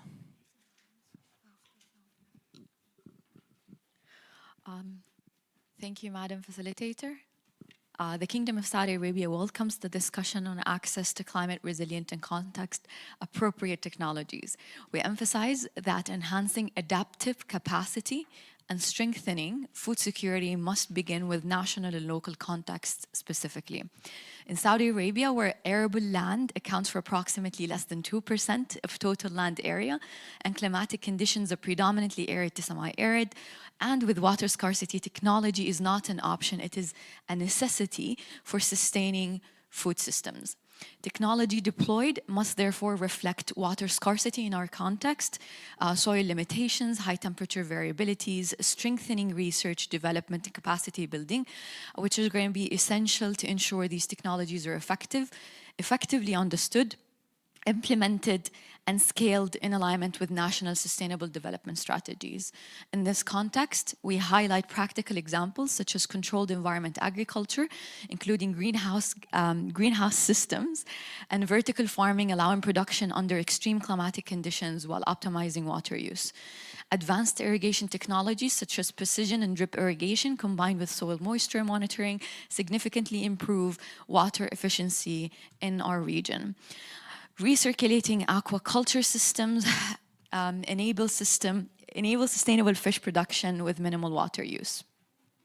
At the same time, we underline that technology access alone is insufficient without enabling international cooperation, particularly in technology development, transfer, and in-country capacities. On innovation and technology development, Saudi Arabia highlights the circular carbon economy, CCE, a holistic and inclusive framework that supports just transition pathways in food systems. CCE enables innovation across value chains while strengthening resilience and sustainability. Importantly, this approach targets emission rather than prescribing specific sources, allowing countries to adopt flexible, nationally determined pathways that align with their development priorities and food security needs. On capacity building, we stress that strengthening institutional and human capacities is fundamental in designing and implementing inclusive, nationally determined just transition pathways. Capacity building must extend beyond technical training to include institutional readiness, workforce development, and knowledge systems that support long-term resilience, productivity, and socioeconomic growth, particularly in rural and agricultural communities. Finally, we wish to emphasize that discussions on technology pathways must remain inclusive and non-prescriptive. Approaches to implicitly or explicitly exclude certain energy sources, particularly fossil fuels, fails to recognize the realities of food systems in many developing countries. Agriculture today remains closely linked to fossil fuel-based inputs across mechanization, fertilizers, and logistics. Premature blanket calls to exclude these systems without viable and locally available alternatives that are affordable risk undermining productivity, increasing costs, and threatening food security, sustainable development, and poverty eradication, and ultimately the very essence of just transitions. Thank you. Thank you, Saudi. Next one is Palau. Thank you very much. I'll go straight to the second and third question because a lot what was said already in the room, AOSIS is in agreement with. Perfect. But with respect to innovation, technology development, and transfer, there was reference made to the decision at COP30, and that decision spoke to the importance of technology transfer and capacity building and development, particularly for small island developing states and least developed countries. So we want to underscore the importance of the need for innovative technology and the need for that technology to be appropriate and accelerated through the international space or international commitments and that means of implementation, because over 80% of our SIDS commitments in their NDCs and in their national plans depend on access to technology and capacity support. With respect to the capacity building initiatives, what we see very important in this process is the strengthening of the institutional capacity for planning and implementation.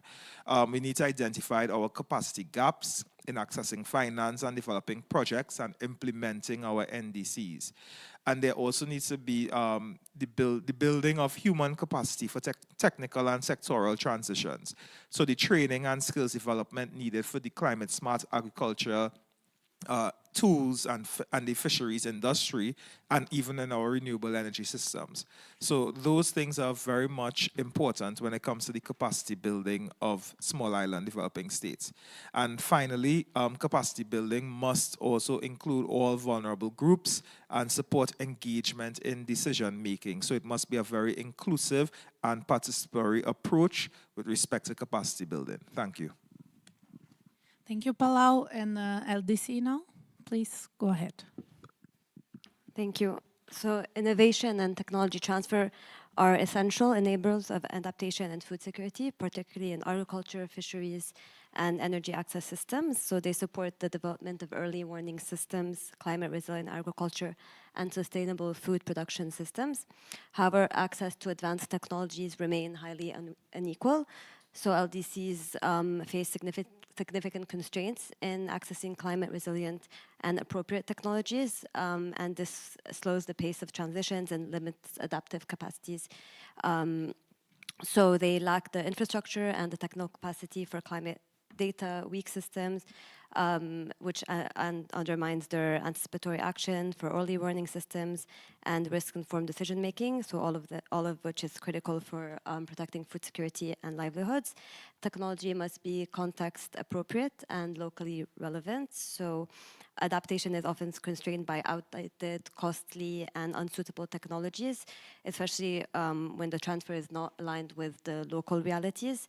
LDCs have at times faced technology dumping, where obsolete technologies are transferred without delivering meaningful outcomes. So the technology transfer must go beyond the delivery of equipment, and it must be a deliberate, structured process of knowledge sharing and capacity building, not just a one-way transfer. Equitable access to technology also requires addressing the structural barriers, which include intellectual property rights, which often limit access to essential climate technologies. So there's a need for favorable licensing agreements and reduced IP barriers.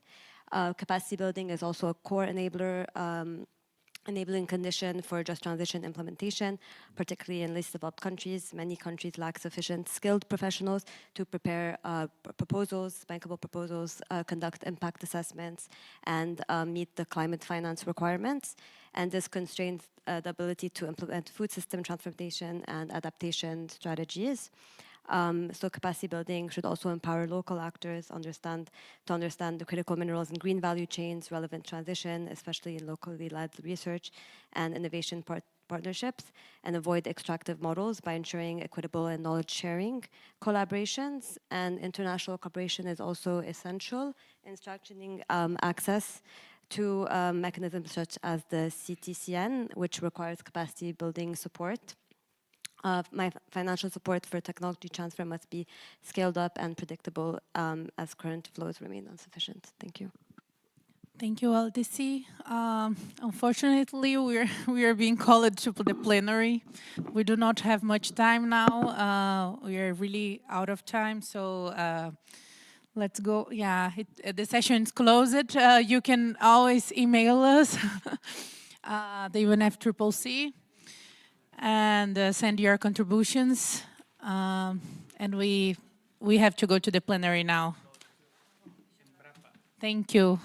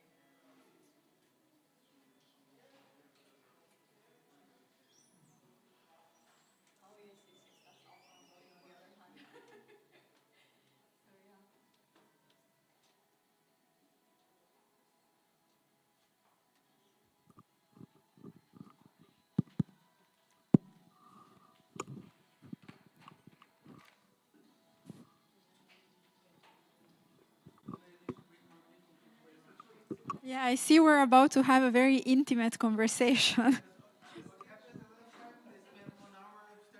Yeah.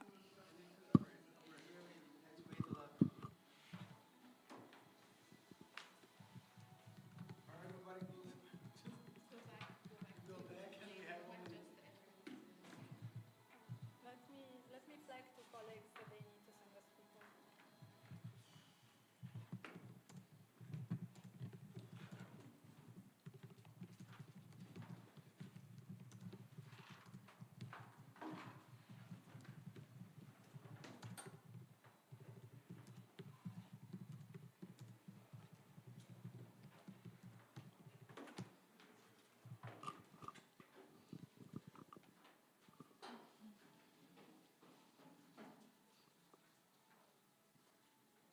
The internet is very bad.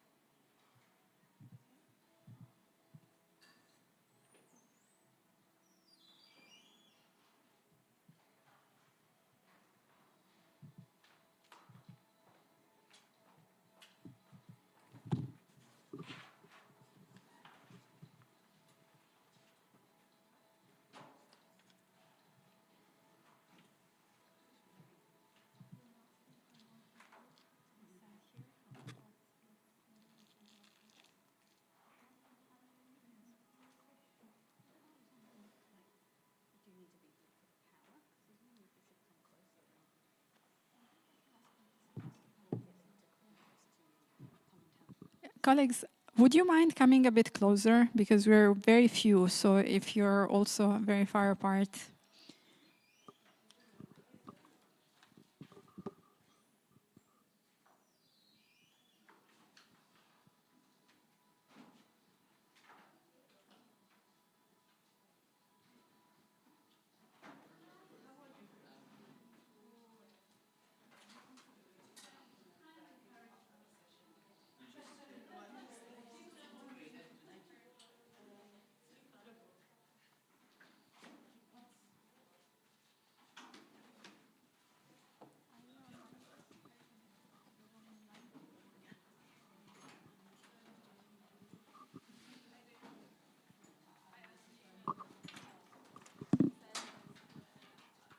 We've asked colleagues who are in conference hall to send us reinforcements. So once we get a few more colleagues here, we will start with the discussion. But thank you for bearing with us in the meantime.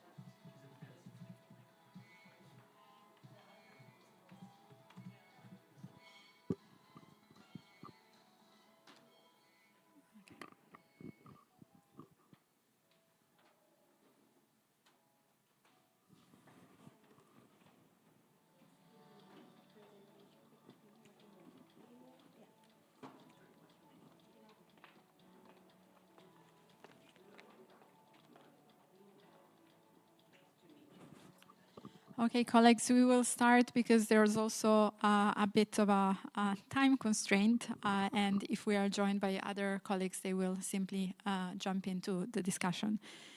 So welcome to our third topic of discussion today, looking ahead the potential roles of the UAE Just Transition Work Programme and of the Just Transition Mechanism.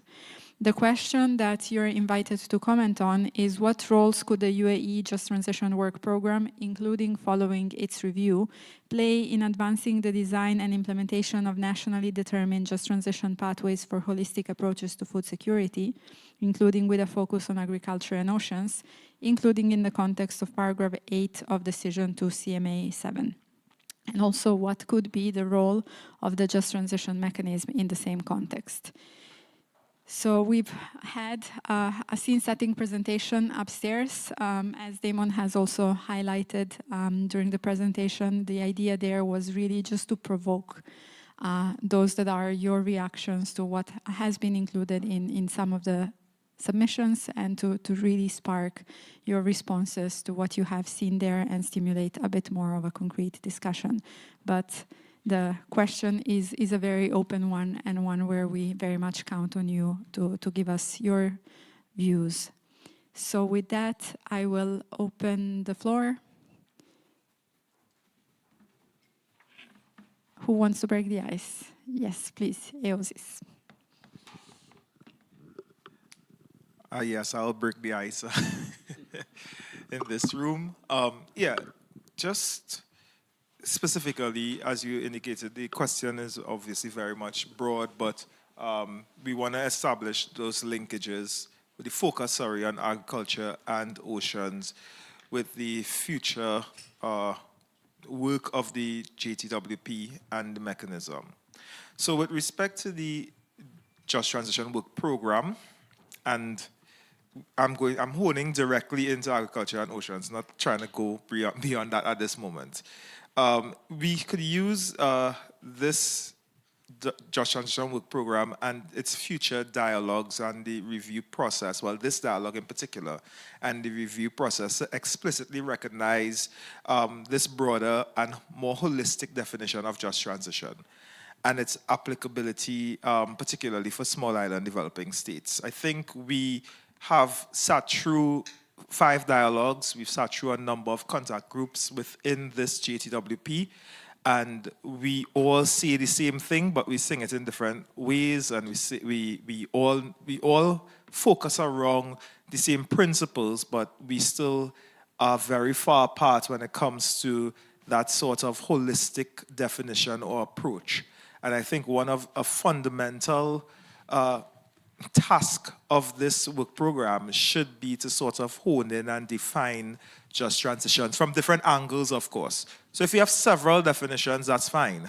But at least some focus as to where people can have clear idea of what we are discussing or what we have been discussing under this JTWP.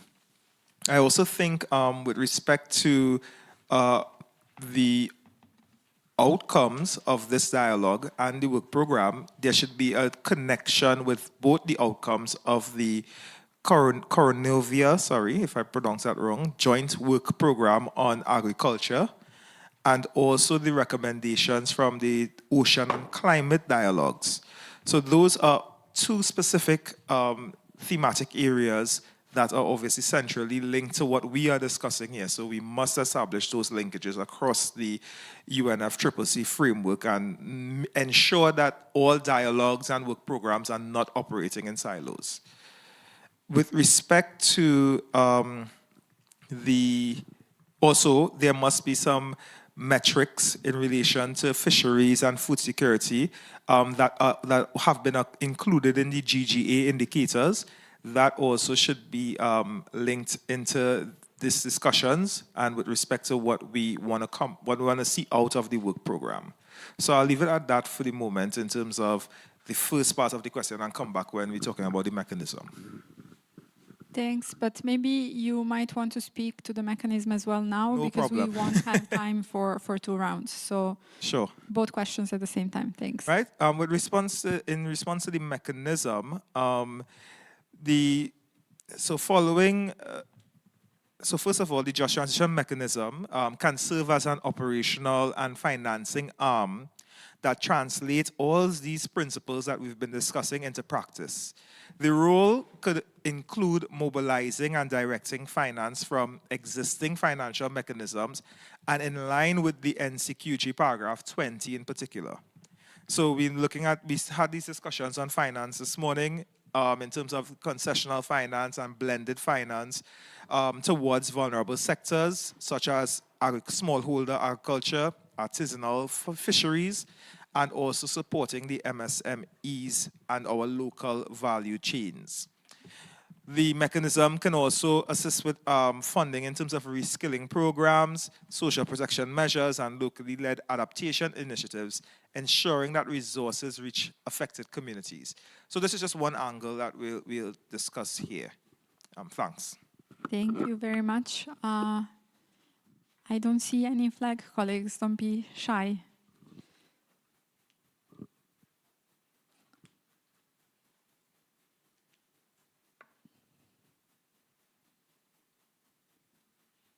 Who wants to go next? Engo. Thanks for the floor. Yeah, I'm also gonna probably mix a bit the questions because we see indeed the Just Transition Work Program like as an integral part of how we're imagining the mechanism, and that's why then answering the first question would also include, speaking a bit to how we see the mechanism to take form. But maybe I just wanted to briefly start to also highlighting how, the COP30 decision for us really represented a breakthrough in starting to operationalize Just Transition within the UNFCCC. And of course, like outlining key principles and aspects that must be taken into account when advancing Just Transition, but also agreeing to develop a Just Transition mechanism, which last year, we were calling it the Belém Action Mechanism. This year, it's the Belém Antalya mechanism, but still BAM.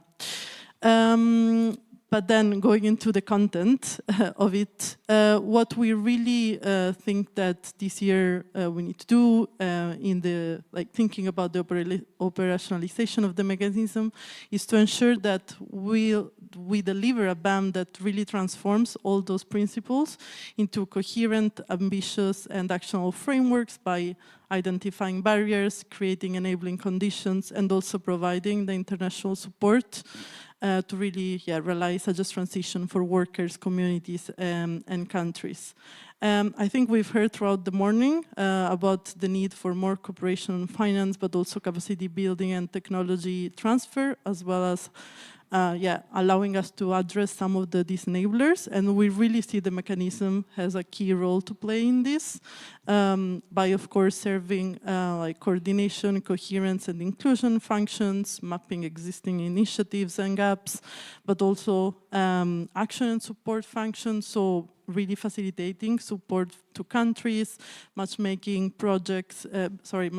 between project and funders, but also work to mobilize and channel non-debt, including finance, technical capacity and technology transfer. And then finally, when we're talking about knowledge generation and sharing, we really see the mechanism as a global hub for practitioners, so facilitating dialogues, sharing best practices, and generating new knowledge to inform policy. And this is where we see a role then and the value of a reviewed and improved Just Transition Work Program to support with this function. And I'll stop there. Thank you for the floor. Thank you very much. Who would like to take the floor next? South Africa. Thanks, Anna. And I think just picking up from where the colleague left off, I think here, and I'll just sort of deal with both sub-questions interchangeably, because I mean they speak to each other, but I think it's important to then use this opportunity to look at concretely how these dialogues speak to the design and operationalizing the mechanism. And I think there the focus needs to be on that a function-led approach then becomes necessary, not only to spell out what's within the scope of the mechanism, but we're able to then provide the necessary guidance across different sectors, coordinate across different institutions, curate and translate knowledge and capacity building, but also help to connect the dots in a practical way around the implementation needs and practical support. So on the function that speaks to guidance specifically, I think it's important that this dialogue linked to this topic shows how non-prescriptive guidance that can help actors within the space to integrate equity and just transition considerations into food systems related climate action. And this could also include process steps and questions that link all of the necessary moving parts that have been part of this discussion around livelihoods, resilience, adaptation, mitigation, and means of implementation. And I think this will be able to then provide what clear guidance is required to operationalize what Colin was speaking to on a whole of society, whole of economy, just transitions, but in a practical, implementable, orientated way. And then around coordination, I think food system transitions cuts across different institutions. We've heard over the past 2 days, many different institutions, many different processes within the UNFCCC and beyond. And I think then it presents an opportunity for the mechanism itself to strengthen this collaboration and alignment across the different bodies, but also facilitate coordination with external institutions, which already the decision itself makes space for that. But just to be clear in terms of where these linkages are and where these complementarities are and what we need to be honing on linked to this topic.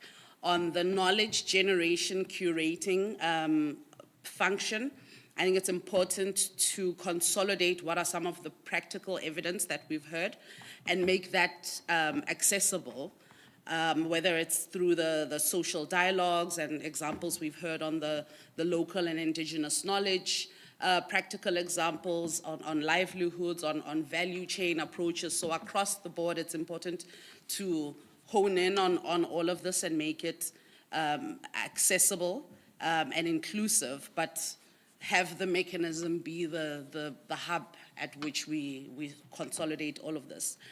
And then there's a need to also be more practical in terms of how the mechanism itself will be able to assist parties and sort of be, and there were some examples that have been shared on how at a national, at a subnational, and at a community level, this can help translate principles into practical policy programs and strategies that countries can use. But essentially in the implementation support function, which we had heard in the previous session, I think here is a clear opportunity where the mechanism can help bridge this gap, bridge the implementation gap between what is an initiative and what's actually required in terms of support and implementation support and the scale at which it's required. So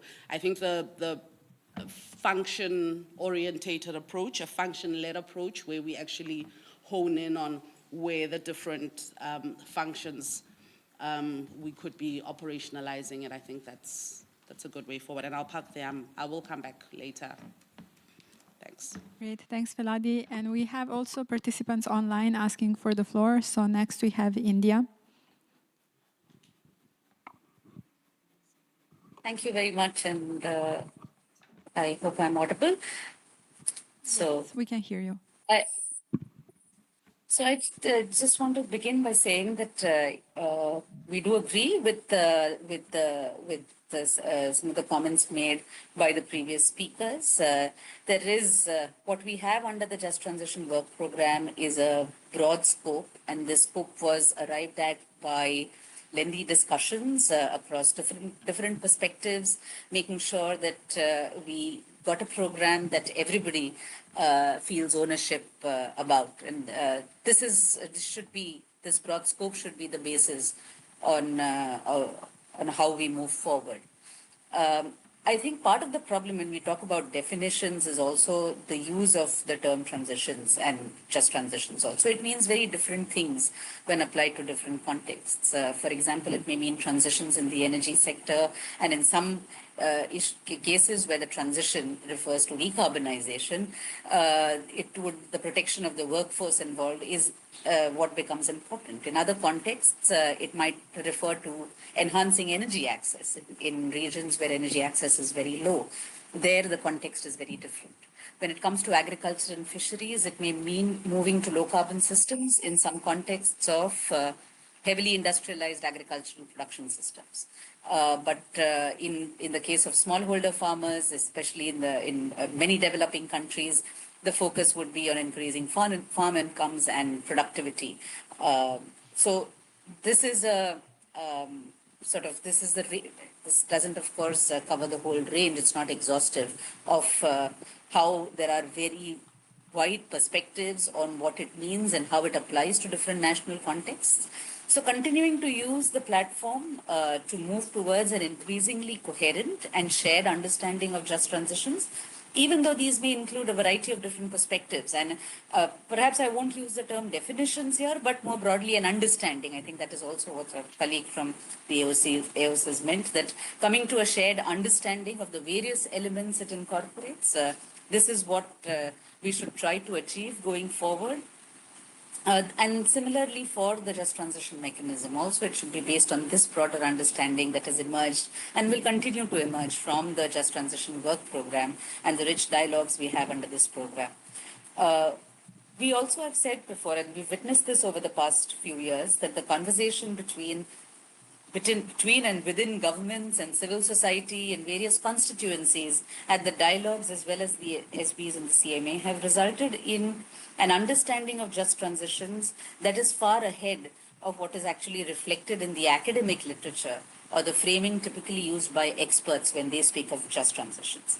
And this is something that we must understand, that this exchange of views and speaking about this for the last 3 years has resulted in a fairly strong understanding. And it is perhaps an example of how this kind of a multilateral process can in fact give directions and new directions for even expert-related work or academic work on this area to emerge. Because this is not our understanding of just transitions, both at the level of government or constituencies, comes from actual practice on the ground with communities, with workers, with smallholder farmers, and various other constituencies of populations within our region. So that must be something that is leveraged when we go ahead and talk about the just transition mechanism. Of course, the key aspect of this is how to talk about how is it that we operationalize the concepts of equity and climate justice as we move forward in our discussions under the program. So I'll stop here. Thank you. Thank you very much. That would be Engo again. So before giving the floor to Engo, I need to see if we can have other views reflected. Brazil. I fear it might be a little bit repetitive of some of the interventions already made, but I think it's important to stress some points. I think there is a general agreement that the Belém decision and the discussions that we have been having for these past 3 years is consolidating a broader notion of just transitions that we've started from. And it encompasses both a global dimension and national dimension, but also in terms of scope, it relates to the workforce, it relates to protect social protection, it relates to human rights, it relates also to imbalance in between socioeconomic conditions and in the context of climate change. So we need to devise a mechanism that can cope with this broad and extensive scope in a meaningful and actionable way. I think this is really important to stress. And as far as the role of a work program, so far it was really important to create this let's say evolving consensus. And also establishing the needs and the goals and some principles that the mechanism will then work upon. So these messages are really important to establish the concept, but to evolve and to systematize the main areas that the mechanism would then be able to act upon. And so for us, I think it's really important that when we operationalize the mechanism, it has to be flexible, and because it has to cope with different realities. And when we talk about just transitions, we have to look at the communities. We have to look at the people. So they're so broad in terms of realities that we have a structure that's not flexible. We would not be able to support in different contexts. And one last point. We agree that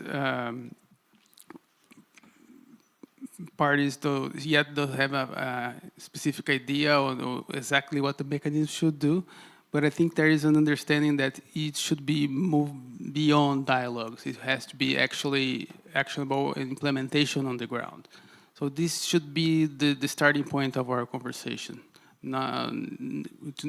If we was to continue only in dialogues, we don't need a mechanism. We can keep the work program as it is. It is important. Don't take me wrongly, but we want to move ahead. Okay, thank you. Thank you very much. Next, I have Egypt. Thank you very much. And actually, I was requested to move from the other room to this room, as they told me it's under represented, but I see like it's very well represented, and that colleagues haven't left much actually for me to say. So I'll try to be very brief in my intervention. So mainly the dialogue, and just like continuing what our colleague from Brazil was saying, I mean, our dialogues have reached a level of maturity that we did not envision like 2 years ago when we started the first dialogue. And I recall the first dialogue I did participate in under the Just Transition Work Program. There was not much that we had shared. There was not even much that we have in common as understanding of what does just transitions entail and what does it mean. I believe now we are on a very strong ground, specifically on the definition itself, like what does just transition represent to everyone, to the people, to the societies, to the governments, to all the stakeholders involved in the process. So the dialogue has been very successful journey, and I believe it's very important that we provide all the means for its continuity beyond 2026 to guarantee that it is delivering the inclusion part, the participatory part, the notions that even sometimes go beyond the UNFCCC and the Paris Agreement in the exact language, but they are directly related to the principles and the essence and the heart of the multilateral process that we have engaged on under the climate regime. So this is for the dialogue. When it comes to the mechanism, and I totally agree with all the colleagues that we need to see something tangible that delivers on the implementation, and it can unlock the potentials of the international cooperation and the multilateral process to deliver on the necessary means of implementation for the national different just transition frameworks each country or each one would see like appropriate to their or addressing their circumstances and needs. So I will stop here, and I think I will be moving to another room later on, and thank you very much for facilitating this. Thank you. Thank you, Khaled, and we very much count on you staying in this room because we have to keep a balance of numbers. And next we go to the Women and Gender constituency. Thank you. Yeah, same. I also move, but I think I might move.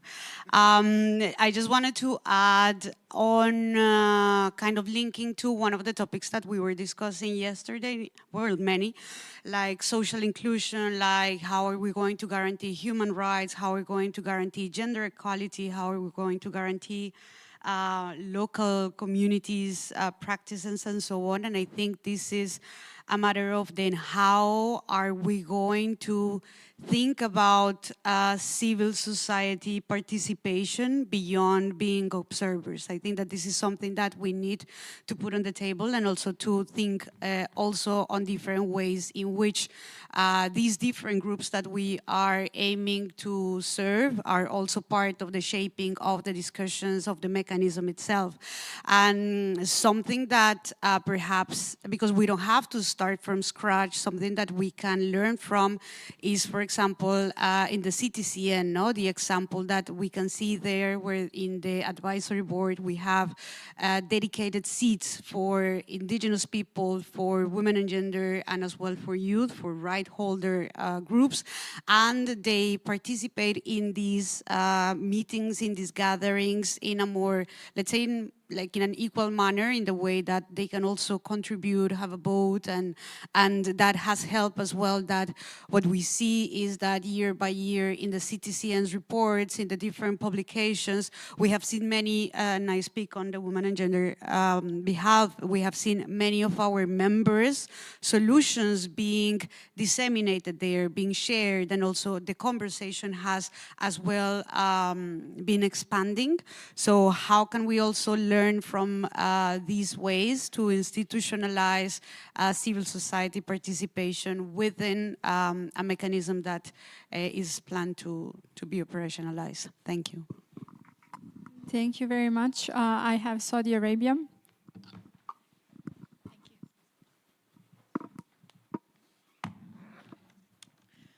Thank you, Madam Facilitator. Saudi Arabia appreciates the opportunity to contribute to the discussion. There has been a lot of the ideas and exchanges that were shared here in the room that we agree with, but maybe just to build on that, we see the important role of the UAE Just Transition Work Program and the Just Transition Mechanism in supporting the implementation of nationally determined just transition pathways, while fully respecting national circumstances and development priorities.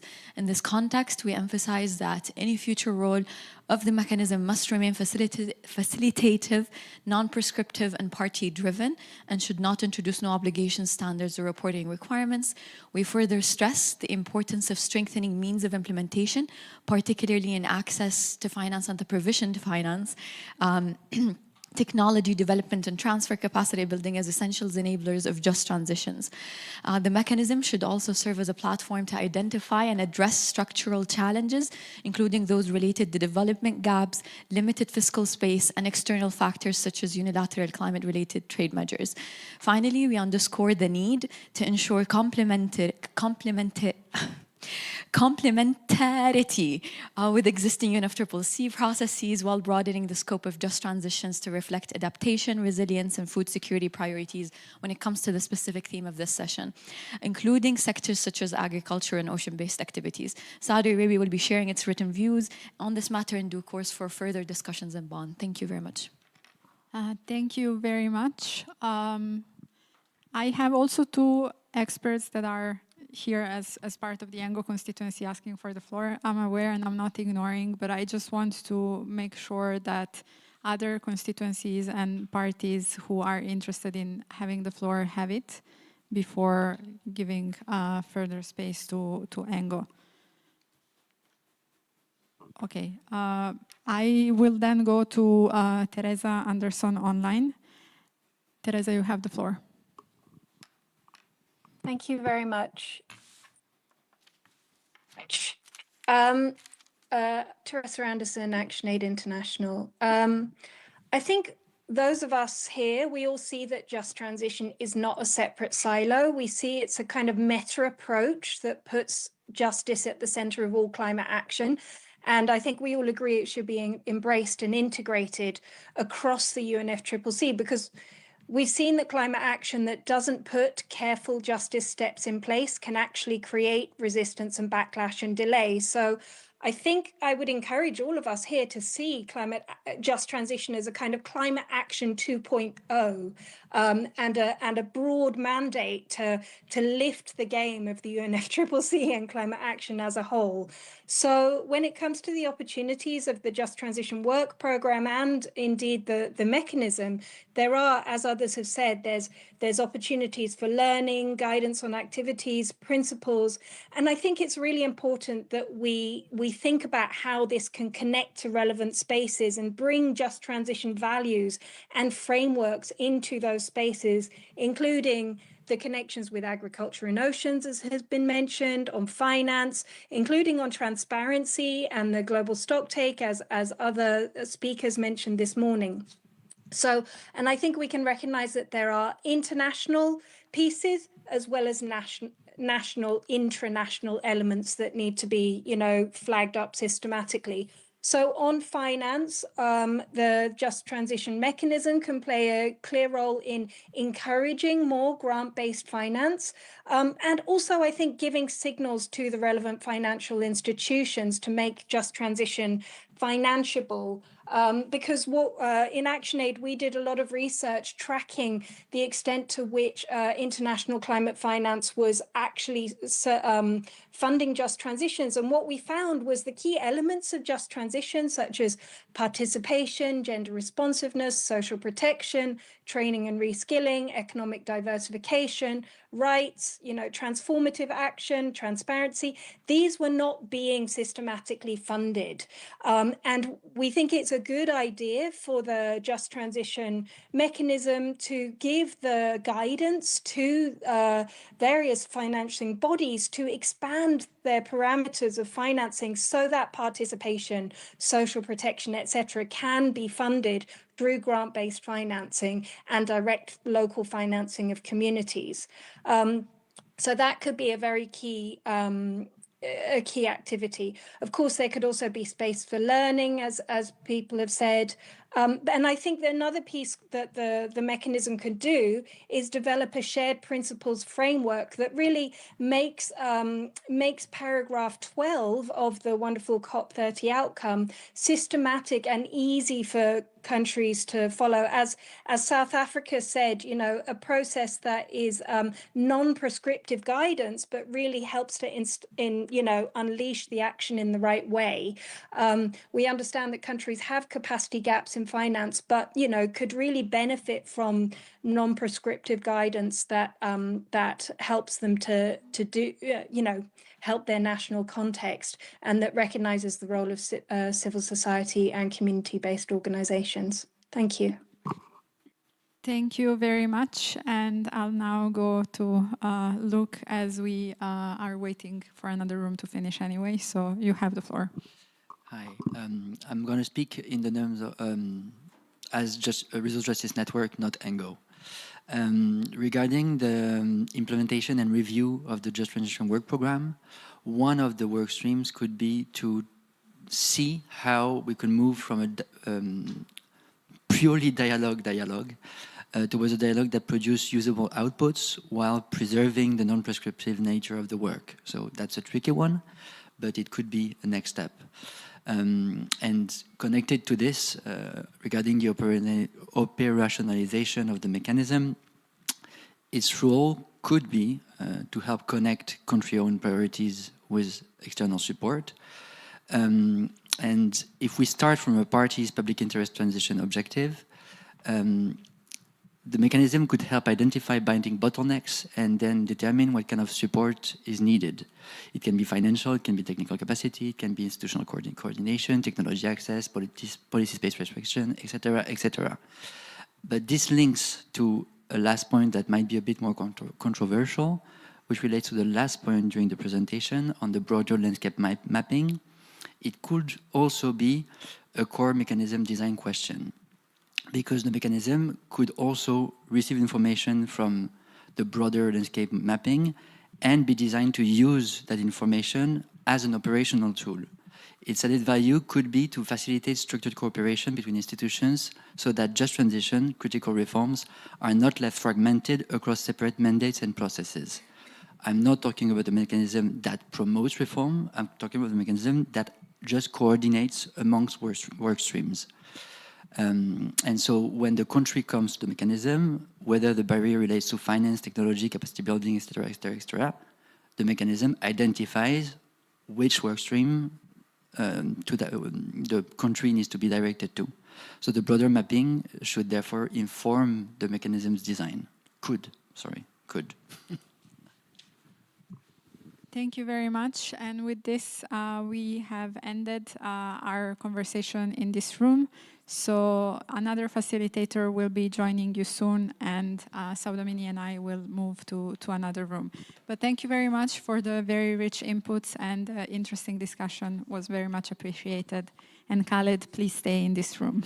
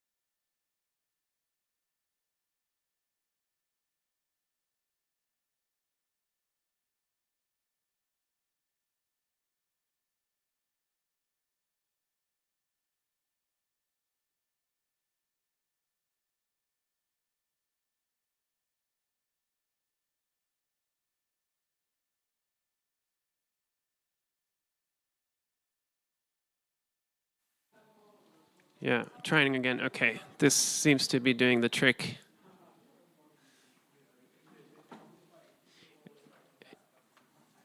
Okay.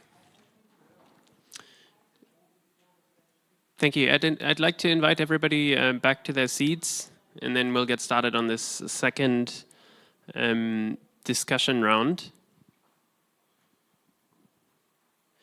Okay. Yes, it is a little.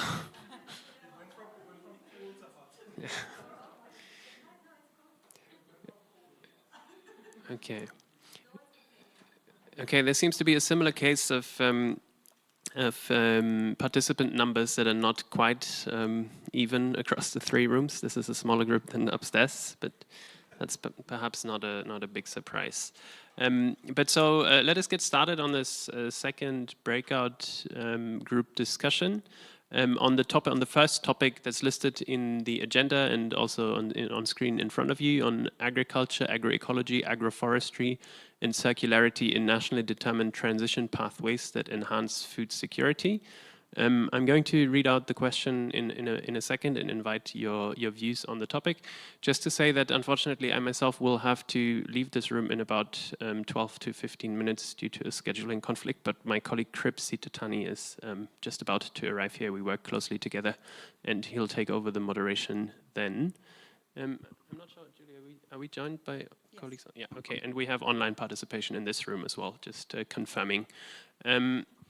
So the question for discussion for the next 35 minutes, and I will just start the timer as well, reads out here: how can agroecological and agroforestry approaches and circular economy principles support holistic and nationally determined just transition pathways that enhance food security, advance mitigation and adaptation synergies, strengthen resilience, improve health, and promote sustainable livelihoods, while minimizing food loss and waste? So that's the question for discussion. I'm not going to go through too many more materials after that earlier scene setting presentation. So really opening the floor here for any reflections or views on the topic. The floor is open.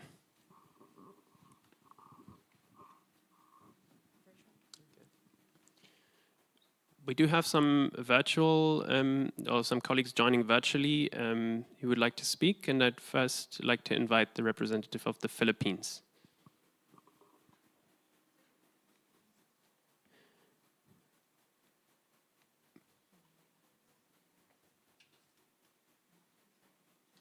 I think there is a problem in terms of which chat window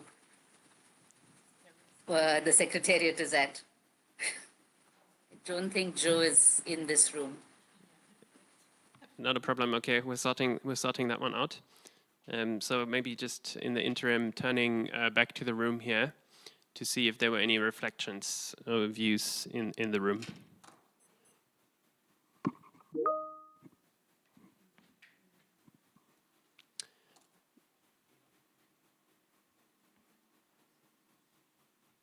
Okay, I think.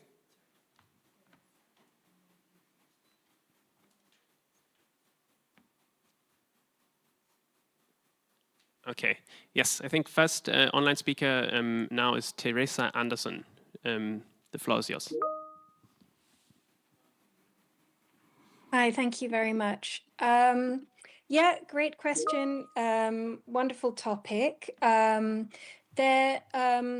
Firstly, I think maybe let's even challenge the elephant in the room. That you may, in many discussions, have heard a lot of out-of-date assumptions that agroecology and agroforestry are compromises when it comes to agriculture, that they're low yielding or they're unproven.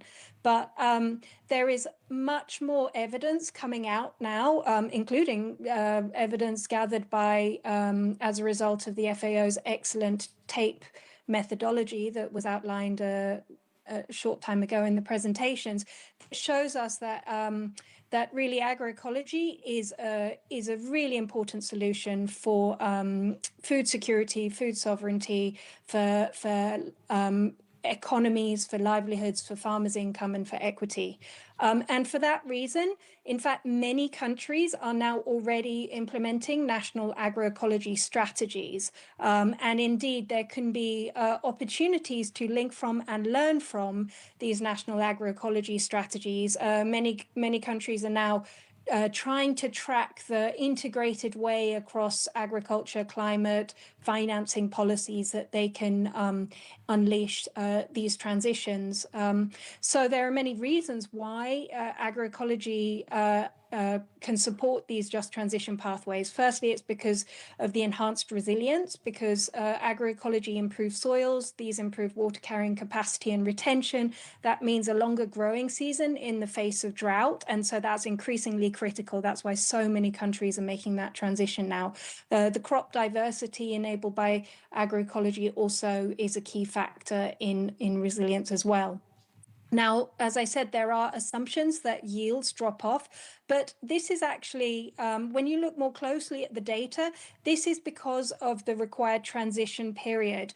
After a couple of years, sometimes 2 to 4 years, when natural soil fertility is restored, you actually get comparable yields compared to conventional agriculture. So that is why social protection and training in agroecological techniques is really key to the success of this approach.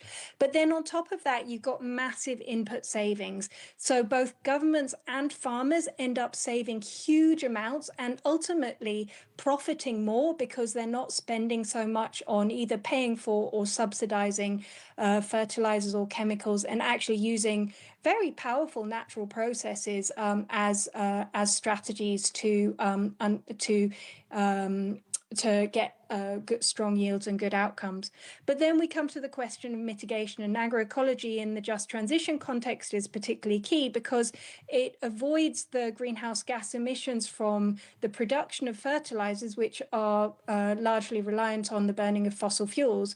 But they also avoid the greenhouse gases that come from fertilizer applications to soils, which also leads to both soil carbon losses as well as other greenhouse gases. And lastly, agroecology is just a far more equitable economic approach, because you'll see with agroecology, you have more jobs per land. So it's an important strategy to think of as a job strategy, given that 1/4 of the world is dependent on agriculture for their livelihood right now. We do not want to be looking into a future where more people are pushed off the land. So agroecology is a future-oriented approach. And so for that reason, the elements needed to enable this approach are elements of training, social protection to help deal with the income drop, obviously farmer participation, but also support for diversification, including marketing, processing, and other economic diversification strategies. Thank you. Thank you for that intervention. Next, I would like to turn to India participating online as well. So handing over the floor. Thank you very much. Thank you. Thank you. And I also want to thank you for your presentation, the scene-setting presentation earlier. It was quite useful to get our thoughts together on some of these issues. And we have raised this earlier as well, referring specifically to some of the problems of using IPCC estimates of 1/3 of the mitigation required for meeting the Paris Agreement goals coming from agri-food systems. These numbers are based on a significant number of assumptions, both on food consumption and production, and where land will be taken over for mitigation-related activities. There are significant equity and food security implications of this. This is what the IPCC itself says, in fact, but this is, of course, this has not been highlighted in the SPM, but it's very much there in the report in Chapter 6 of Working Group 3, if you will. While there is not much impact on the global north, there is a serious impact on food security for India. And these have been dealt with in terms of addressing consumption-related aspects such as the recommendation of the Eat Lancet Commission on moving to sustainable diets. However, how much of those diets are affordable to a low-income population, forget a low-income population, where I come from, even for a middle-class population, those diets are inaccessible. So these are some major issues related to food security. We thank you, of course, for putting the trade-off slide. I think it is a very good, it balances the entire discussion on this. When we really emphasize that this should not be an afterthought, the trade-offs are not equitably distributed across the world. It's also important to highlight where the opportunities are and where the trade-offs are high, and this is not always coterminous. And this is also, I also wanted to respond to Teresa that, yes, while it is true that there's some evidence that shows that the gains from agroecology do appear after a while, there's a period of stabilization that is required. But do farmers have the wherewithal to manage that period, particularly small and marginal farmers in the global south? Do they have the wherewithal? And this has been an issue. We have seen multiple examples of what reduction in the use or access to fertilizer supply has meant, both for farm incomes, the stability of farming systems, as well as the availability of food and access to food. India has managed to address its recurring famines in a previous year through the Green Revolution, because food security is a priority for India. Yes, we do not deny that there are environmental impacts, but this is something that has to be addressed. And of course, there's newer evidence on agroforestry, agroecology that can support alleviating these impacts. But for us, and it might be, of course, useful to also not frame this question as an either-or issue. There is perhaps we need to move. That's what a transition is, right? There is a phase of transition, and then there are certain sections of the population, both at the international level as well as at the national level, that take the lead in undertaking the transition, whereas others are provided sort of a period of sort of respite, if you will. So yes, so that's what I wanted to say, and I think stop here. Thank you. Thank you to the representative of India online for these comments. I'd like to pause for a brief moment and invite my colleague Krip Sitatani, who's joined us here, to also come join us at the front. Unfortunately, as mentioned, I myself will need to move out of this room due to a scheduling conflict. But we do have a number of speakers with raised hands or flags, including online and in the room. So we'll invite first the colleague from Yango online, who's raised their hand for a while, and then turning back to the room, and I see flags from Brazil, as well as Burkina Faso here in the room. So we can take them in this order. Thank you very much, and look forward to continuing the conversation.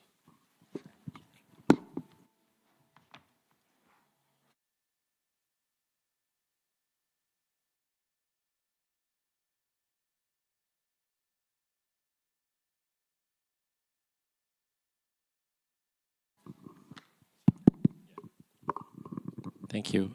Yango, to take the floor.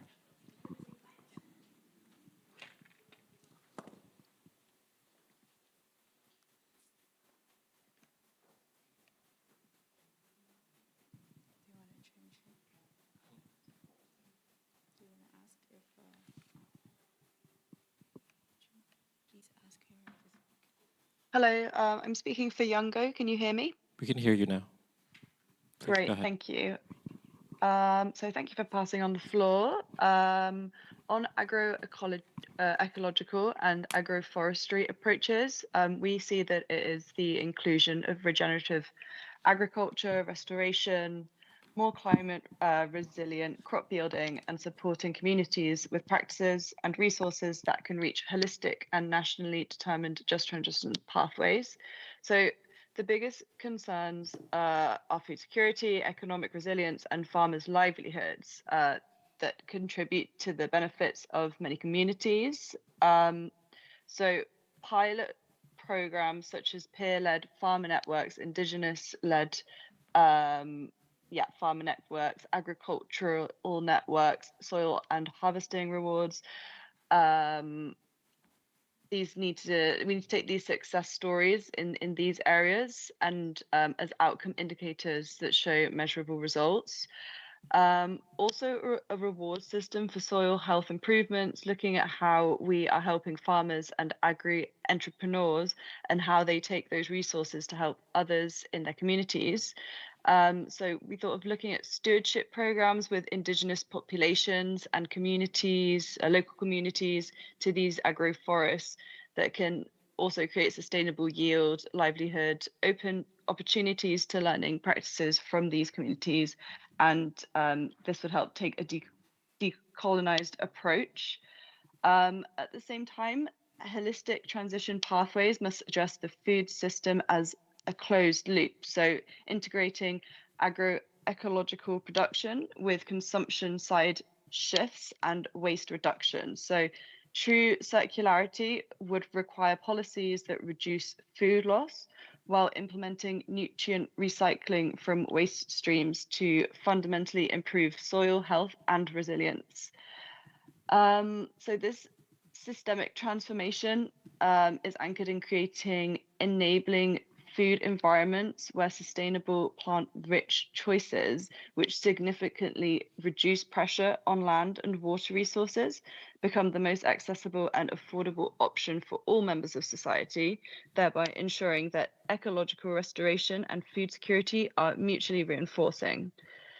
So these transition pathways should also promote nitrogen fixing such as beans, so those kinds of crops, as a dual solution for boosting soil fertility and providing healthier climate resilient sources of protein.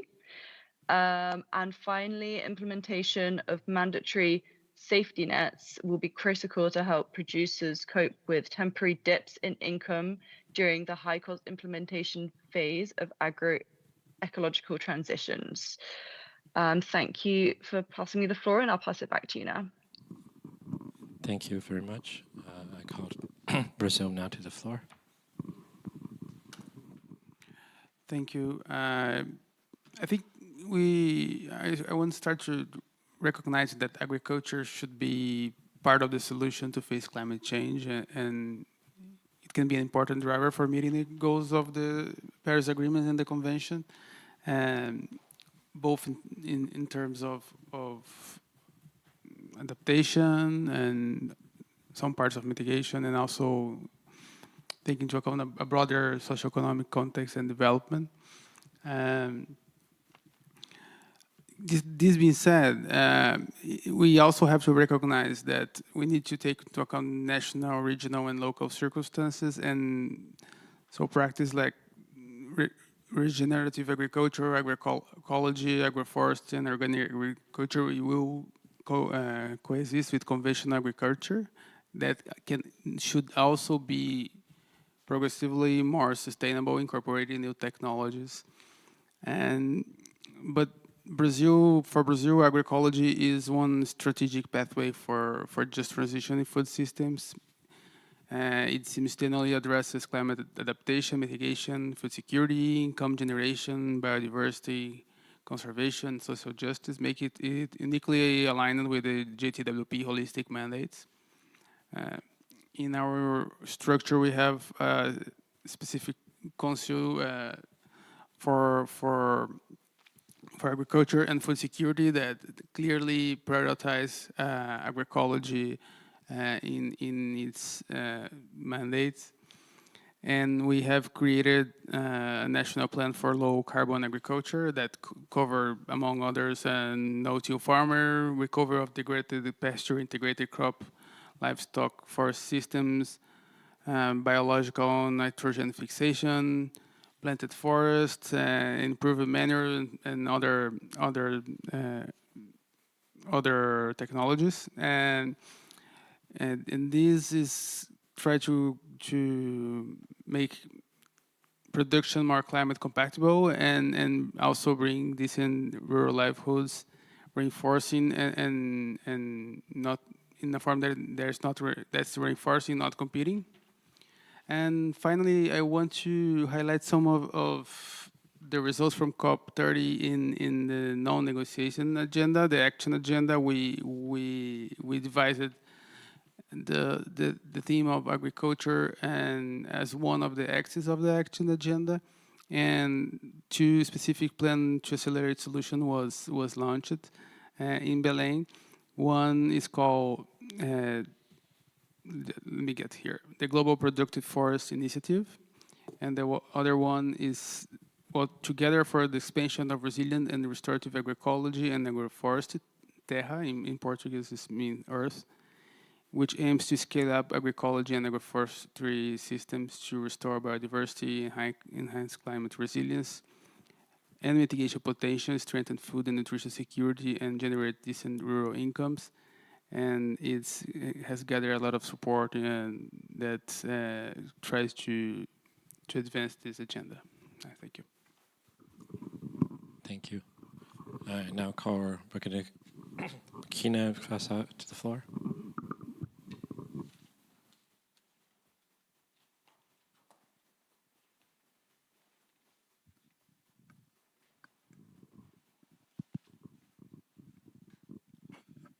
Thank you.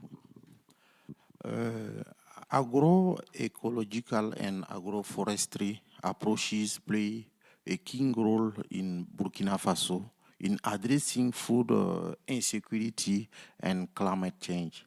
First, they contribute to strengthening adaptive capacity by improving the fertility of degraded soil, which lead to increasing agriculture yield. In Burkina Faso, some trees contribute to soil restoration through the road system. For example, the Federbia albida. It is the name in French, I don't know in English.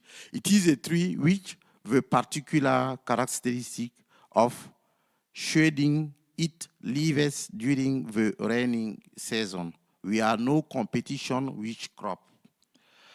Furthermore, the approach also enhances the resilience of agricultural system through the provision of essential ecosystem services, just as macroclimate regulation, biodiversity, conservation, and soil protection.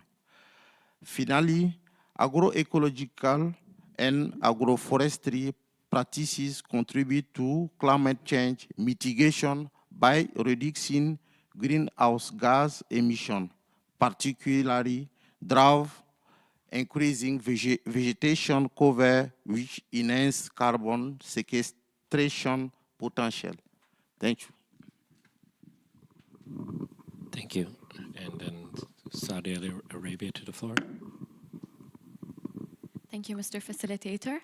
From the perspective of the Kingdom of Saudi Arabia, we recall that the mandate is to examine how agroecological and agroforestry approaches, along with circular economy principle, support holistic, nationally determined just transition pathways that enhance food security, strengthen resilience, and improve health and promote sustainable livelihoods while minimizing food loss and waste. We emphasize that these approaches are land-based and system-oriented and are not linked to commodity market mechanisms, as previously suggested in other discussions. Maintaining this distinction is important to keep the discussion technically grounded. Now, in our arid and semi-arid context, and with limited arable land, Saudi Arabia prioritizes adaptation-driven and context-specific solutions, including water-efficient agriculture, controlled environment farming, and circular resources use to strengthen food security and resilience under climate stress. We also highlight the role of the Circular Carbon Economy, CCE, as a national framework that supports resource efficiency and circularity across sectors, including agriculture, through practices such as waste-to-energy systems, waste-to-resource systems, sustainable input management, and integrated approaches that enhances productivity while reducing resource pressure in line with national food security priorities. Thank you. Thank you.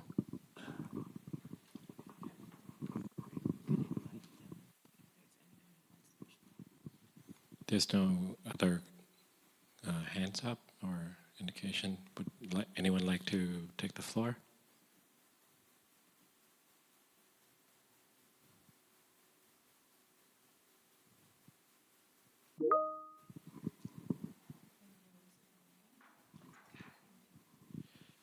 I welcome India to the floor.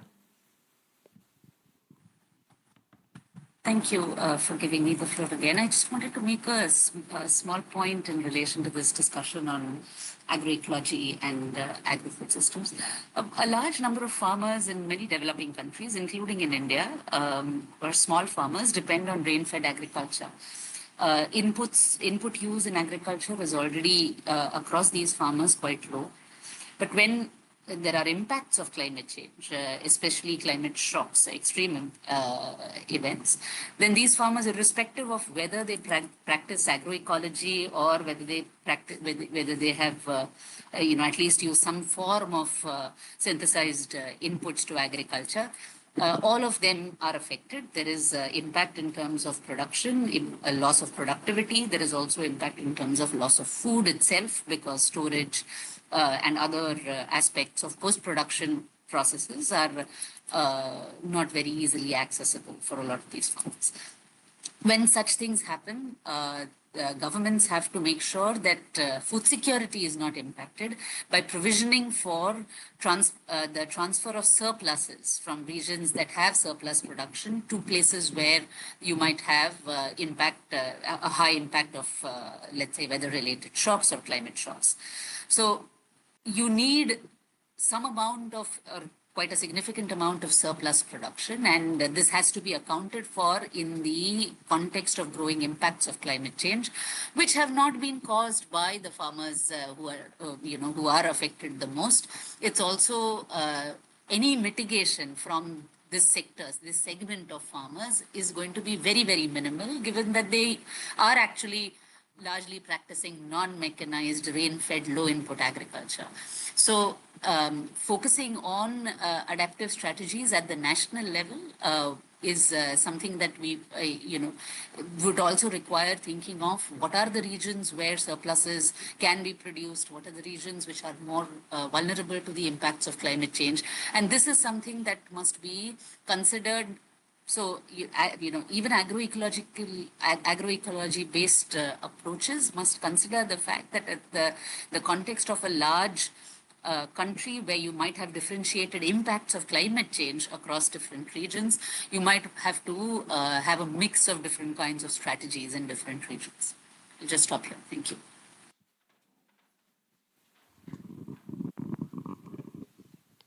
Anyone else would like to take the floor?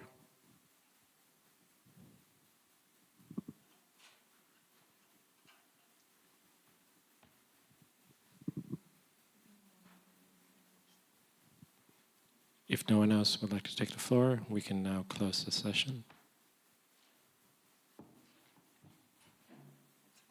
Okay. We can close the floor for. Okay, I think we can. So the other session is coming in perhaps maybe 3 minutes. So we would appreciate if you can just stay in this room. Thank you very much.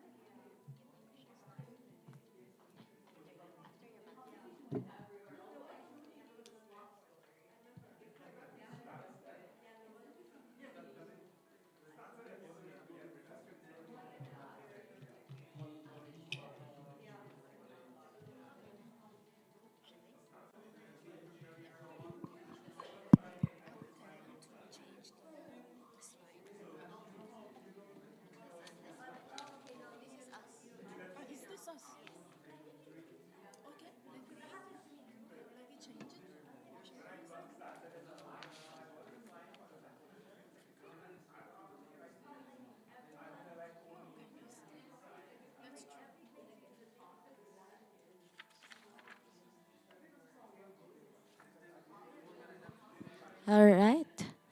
Good afternoon. I think we can start discussions for this third breakout group.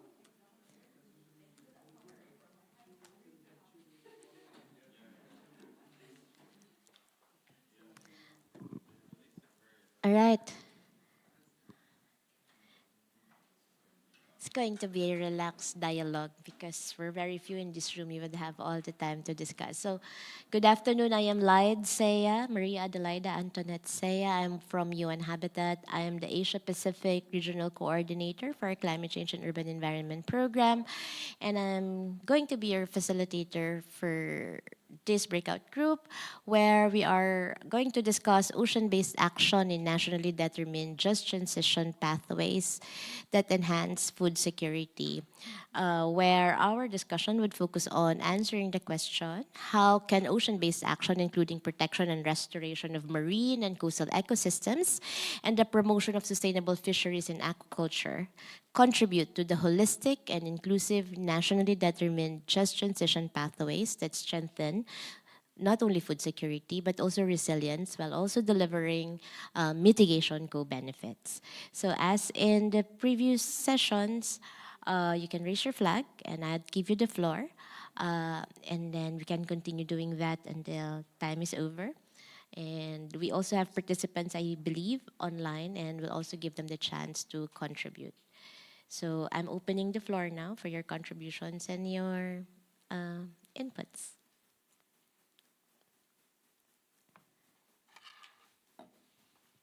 Yes, Palau. Thank you very much. To start, we small island developing states, in particular for this question, we believe that it's very important to focus on ocean-based actions that really protect and restore the marine and coastal ecosystems. And I'm just going to highlight 3 ways in which small island developing states, particularly in the Pacific region, have been integrating these ocean-based actions into their nationally determined pathways. And possibly, obviously, this dialogue is to highlight some practices which would therefore lead to the establishment of principles. So first point is on the marine protection, and that's the setting up of marine protected areas, of course, that targets for the exclusive economic zone, the archipelagic waters and the inshore areas, including seascapes, and also recognizing the protection of the locally managed marine areas in certain districts in Fiji. And then the second point deals with the ecosystem restoration in developing specific NDC sub-targets for the restoration of critical coastal ecosystems, namely mangroves and coral reefs, which are vital to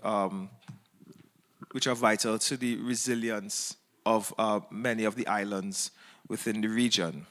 And finally, just to quickly go down onto the point of sustainable fisheries, establishing some national targets for sustainable fisheries in collaboration with the Ministry of Fisheries, local fisheries associations, and other conservation organizations. So we see that whole of society approach with respect to the sustainable industry. Thank you.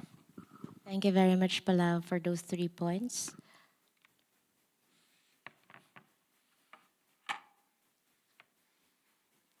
Yeah.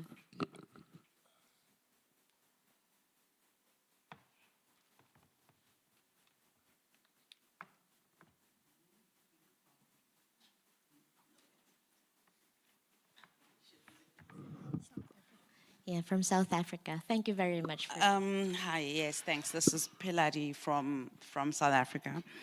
I think on this topic, one would want to highlight or stress the approach to this topic. I think it's critical that we look at this topic on ocean-based action through a development and a livelihoods lens. and integrate those two. So in essence, even when we are talking to food security, ecosystems, health, resilience, and the mitigation issues, a missing piece, I think, even in how it's framed, it's the economic opportunities and the economic lens, which is critical. And I mean, we heard in the presentation earlier on this morning from FAO in how fisheries and aquaculture underscores or represents a big driver in terms of economic activity and livelihoods in a lot of countries. And I think looking at it through this lens where we integrate the livelihoods and the trade dimensions is important. I mean, even from my country, there is a very intentional framing around how to integrate unlocking the economic potential, as well as looking at a cross-sectorial marine transport, aquaculture, and ocean governments, together with all of the related sectors, could be an area that we look at more holistically to also integrate the economic potential and the trade dimensions for many developing countries. Thanks. Thank you very much. Costa Rica.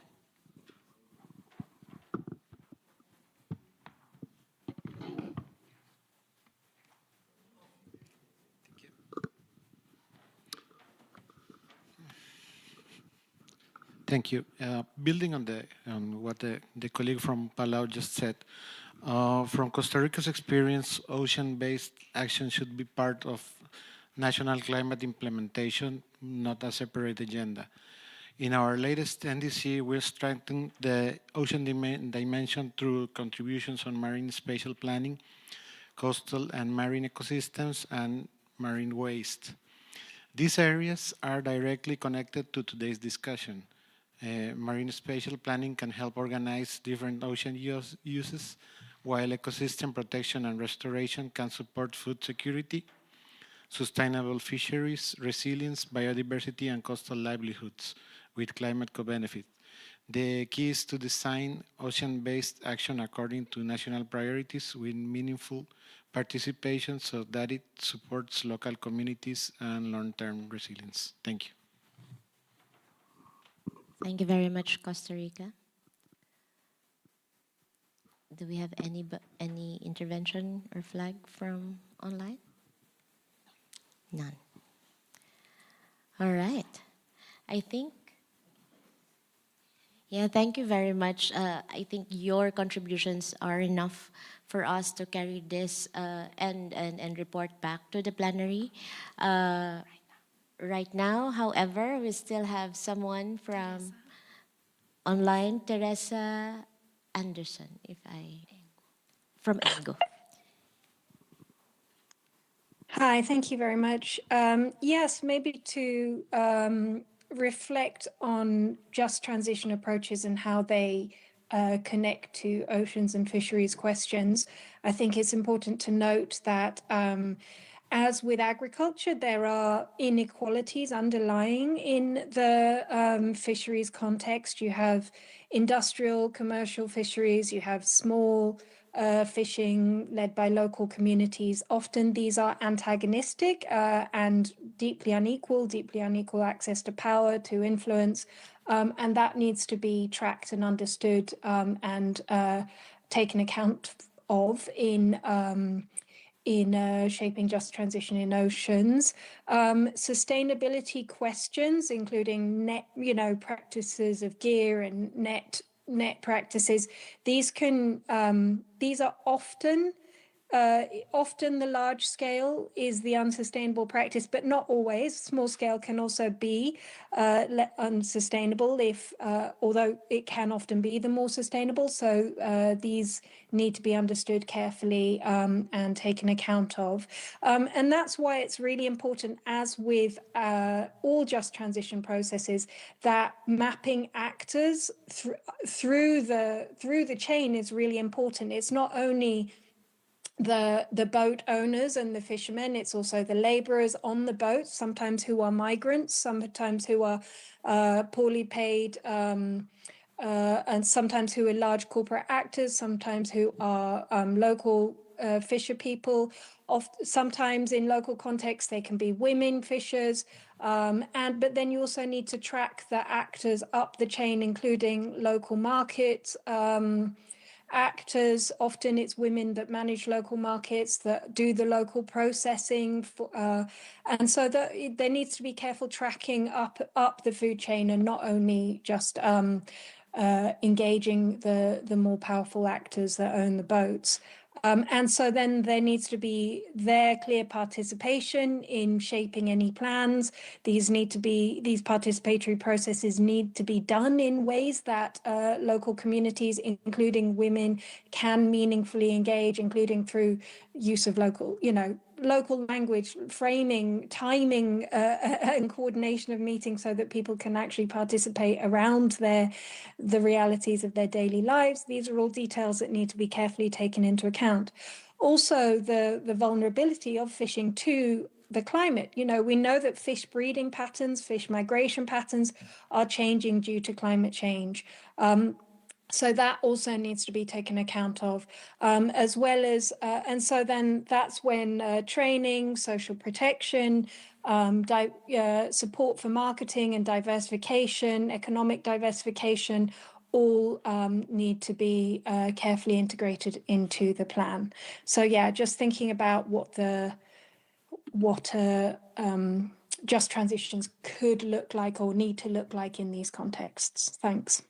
Thank you very much for your intervention on mapping the chain and highlighting women in your intervention. We would have first Luna Pinto Baker, and then Saudi Arabia, then finally Brazil. Luna online, please go ahead. Hi, thank you for passing me the floor. I am speaking on behalf of Yungo in this input. So when focusing on ocean-based action, it demonstrates how just transition pathways can be implemented in practice for the protection and restoration of marine ecosystems alongside sustainable fisheries to develop mitigation benefits.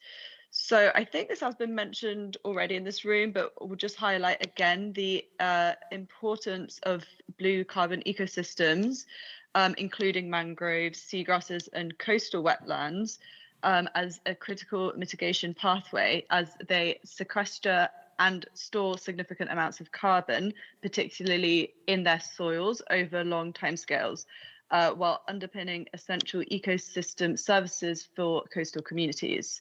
So among those ecosystem services is the provision also of food security. It's habitats for fish and crustaceans, and they sustain fisheries productivity and support the livelihoods of small-scale fishers.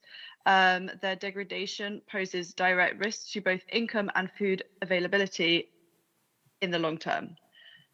The restoration of such degraded coastal ecosystems, including abandoned or underutilized fish ponds, offers opportunities to create employment in the fisheries sector, enhance carbon sinks, and strengthen climate resilience, therefore. In parallel, the expansion and effective management of marine protected areas contribute to biodiversity conservation, fish stock recovery, and long-term resource security. And this avenue on protected areas is supported by the 3030 framework and also by the Biodiversity Beyond National Jurisdiction Treaty. In alignment with just transition principles, these efforts must be anchored in concrete mechanisms that ensure fairness and inclusivity. So this includes directing targeted accessible finance towards coastal and small-scale fishing communities, investing in capacity building, skills development, alternative livelihoods where needed, and establishing strong social safeguards to prevent displacement and inequitable access to resources. Equally, participatory approaches must be institutionalized, ensuring that coastal communities, indigenous peoples, and small-scale fishers are meaningfully involved in decision-making processes. Within just transition mechanisms, ocean-based solutions should be explicitly integrated into national policies and planning frameworks, including nationally determined pathways and long-term strategies. This enables coordinated support through public finance, international climate funds, and technology transfer, while ensuring accountability and equitable distribution of benefits. By embedding ocean-based action within these mechanisms, the transition can be operationalized in a way that is not only low carbon, but also inclusive, rights-based, and responsive to the needs of those most affected. Thank you very much. I'll pass it back to you. Thank you very much. Saudi Arabia, please. Thank you, Madam Secretary, Madam Facilitator. Saudi Arabia recognizes that ocean-based action can contribute to food security, livelihood, and resilience. For the Kingdom, our coastlines along the Red Sea and the Arabian Gulf are closely linked to our national priorities, including fisheries, aquaculture, desalination, coastal ecosystem management, and sustainable livelihoods. With limited arable land, ocean-related sectors are not secondary, they are part of strengthening food and water security in a nationally determined matter. We also recognize the points raised by others on restoring ocean systems, including ocean alkalinity enhancement, and through the protection and restoration of marine and coastal ecosystems. In this context, approaches such as marine protected areas can be core where they are designed and implemented within national jurisdictions consistent with national sovereignty, national circumstances, and economic and social priorities. Any reference to targets and protected areas should remain nationally determined and should not create new obligations or infringe on existing United Nations frameworks and the mandate of other competent bodies. Saudi Arabia, therefore, supports framing ocean-based action in a facilitative, non-prescriptive manner with sustainable fisheries, aquaculture, coral reef restoration, mangrove protection, blue carbon management, and coastal ecosystem monitoring can all support resilience and food security when backed by capacity building, technology transfer, and the provision of finance, especially for developing countries from developed countries. These actions should strengthen livelihoods and ecosystem health while respecting policy space and avoiding duplication of other international processes, delivering the ultimate mandate of just transitions. Thank you. Thank you very much, Saudi Arabia. Brazil? I think I want to just share some examples from Brazil and from COP30 that speak to the topic of our conversation today. We feature oceans very heavily in the action agenda in Belém, and one plan to accelerate solutions specifically regards aquatic food systems as climate solutions. And it has four main goals that reflects what I think what is needed in terms of action. First one is to increase the uptake of climate resilience practice and technology. For example, expand sustainable fisheries and aquaculture management, supported by innovation technologies such as low carbon feeds, disease-resistant breeds, digital monitoring, and ecosystems approach to boost resilience and food security. Also, we need to strengthen governance and inclusive participation, for example, integrating aquatic foods into NDCs, NAPs, and also national plans, and mobilize finance for aquatic food systems transformation. That's clearly a necessity. Finally, we have in Brazil a dedicated ministry for fisheries and aquaculture that has a comprehensive role related to climate change. And recently, we launched our first national plan for artisanal fisheries, and it involves a practice of direct consultation to communities. And especially, we made a series of debates and consultations to women that are artisan fishers, and this resulted in a document called "Women of Artisanal Fishers in Brazil" that reflects all the demands and proposals that they're considered important in terms of tackling climate change. This was later incorporated into the national plan. So this is a good example of just transition considerations in the context of the communities that depends on fishery. Thank you very much for that.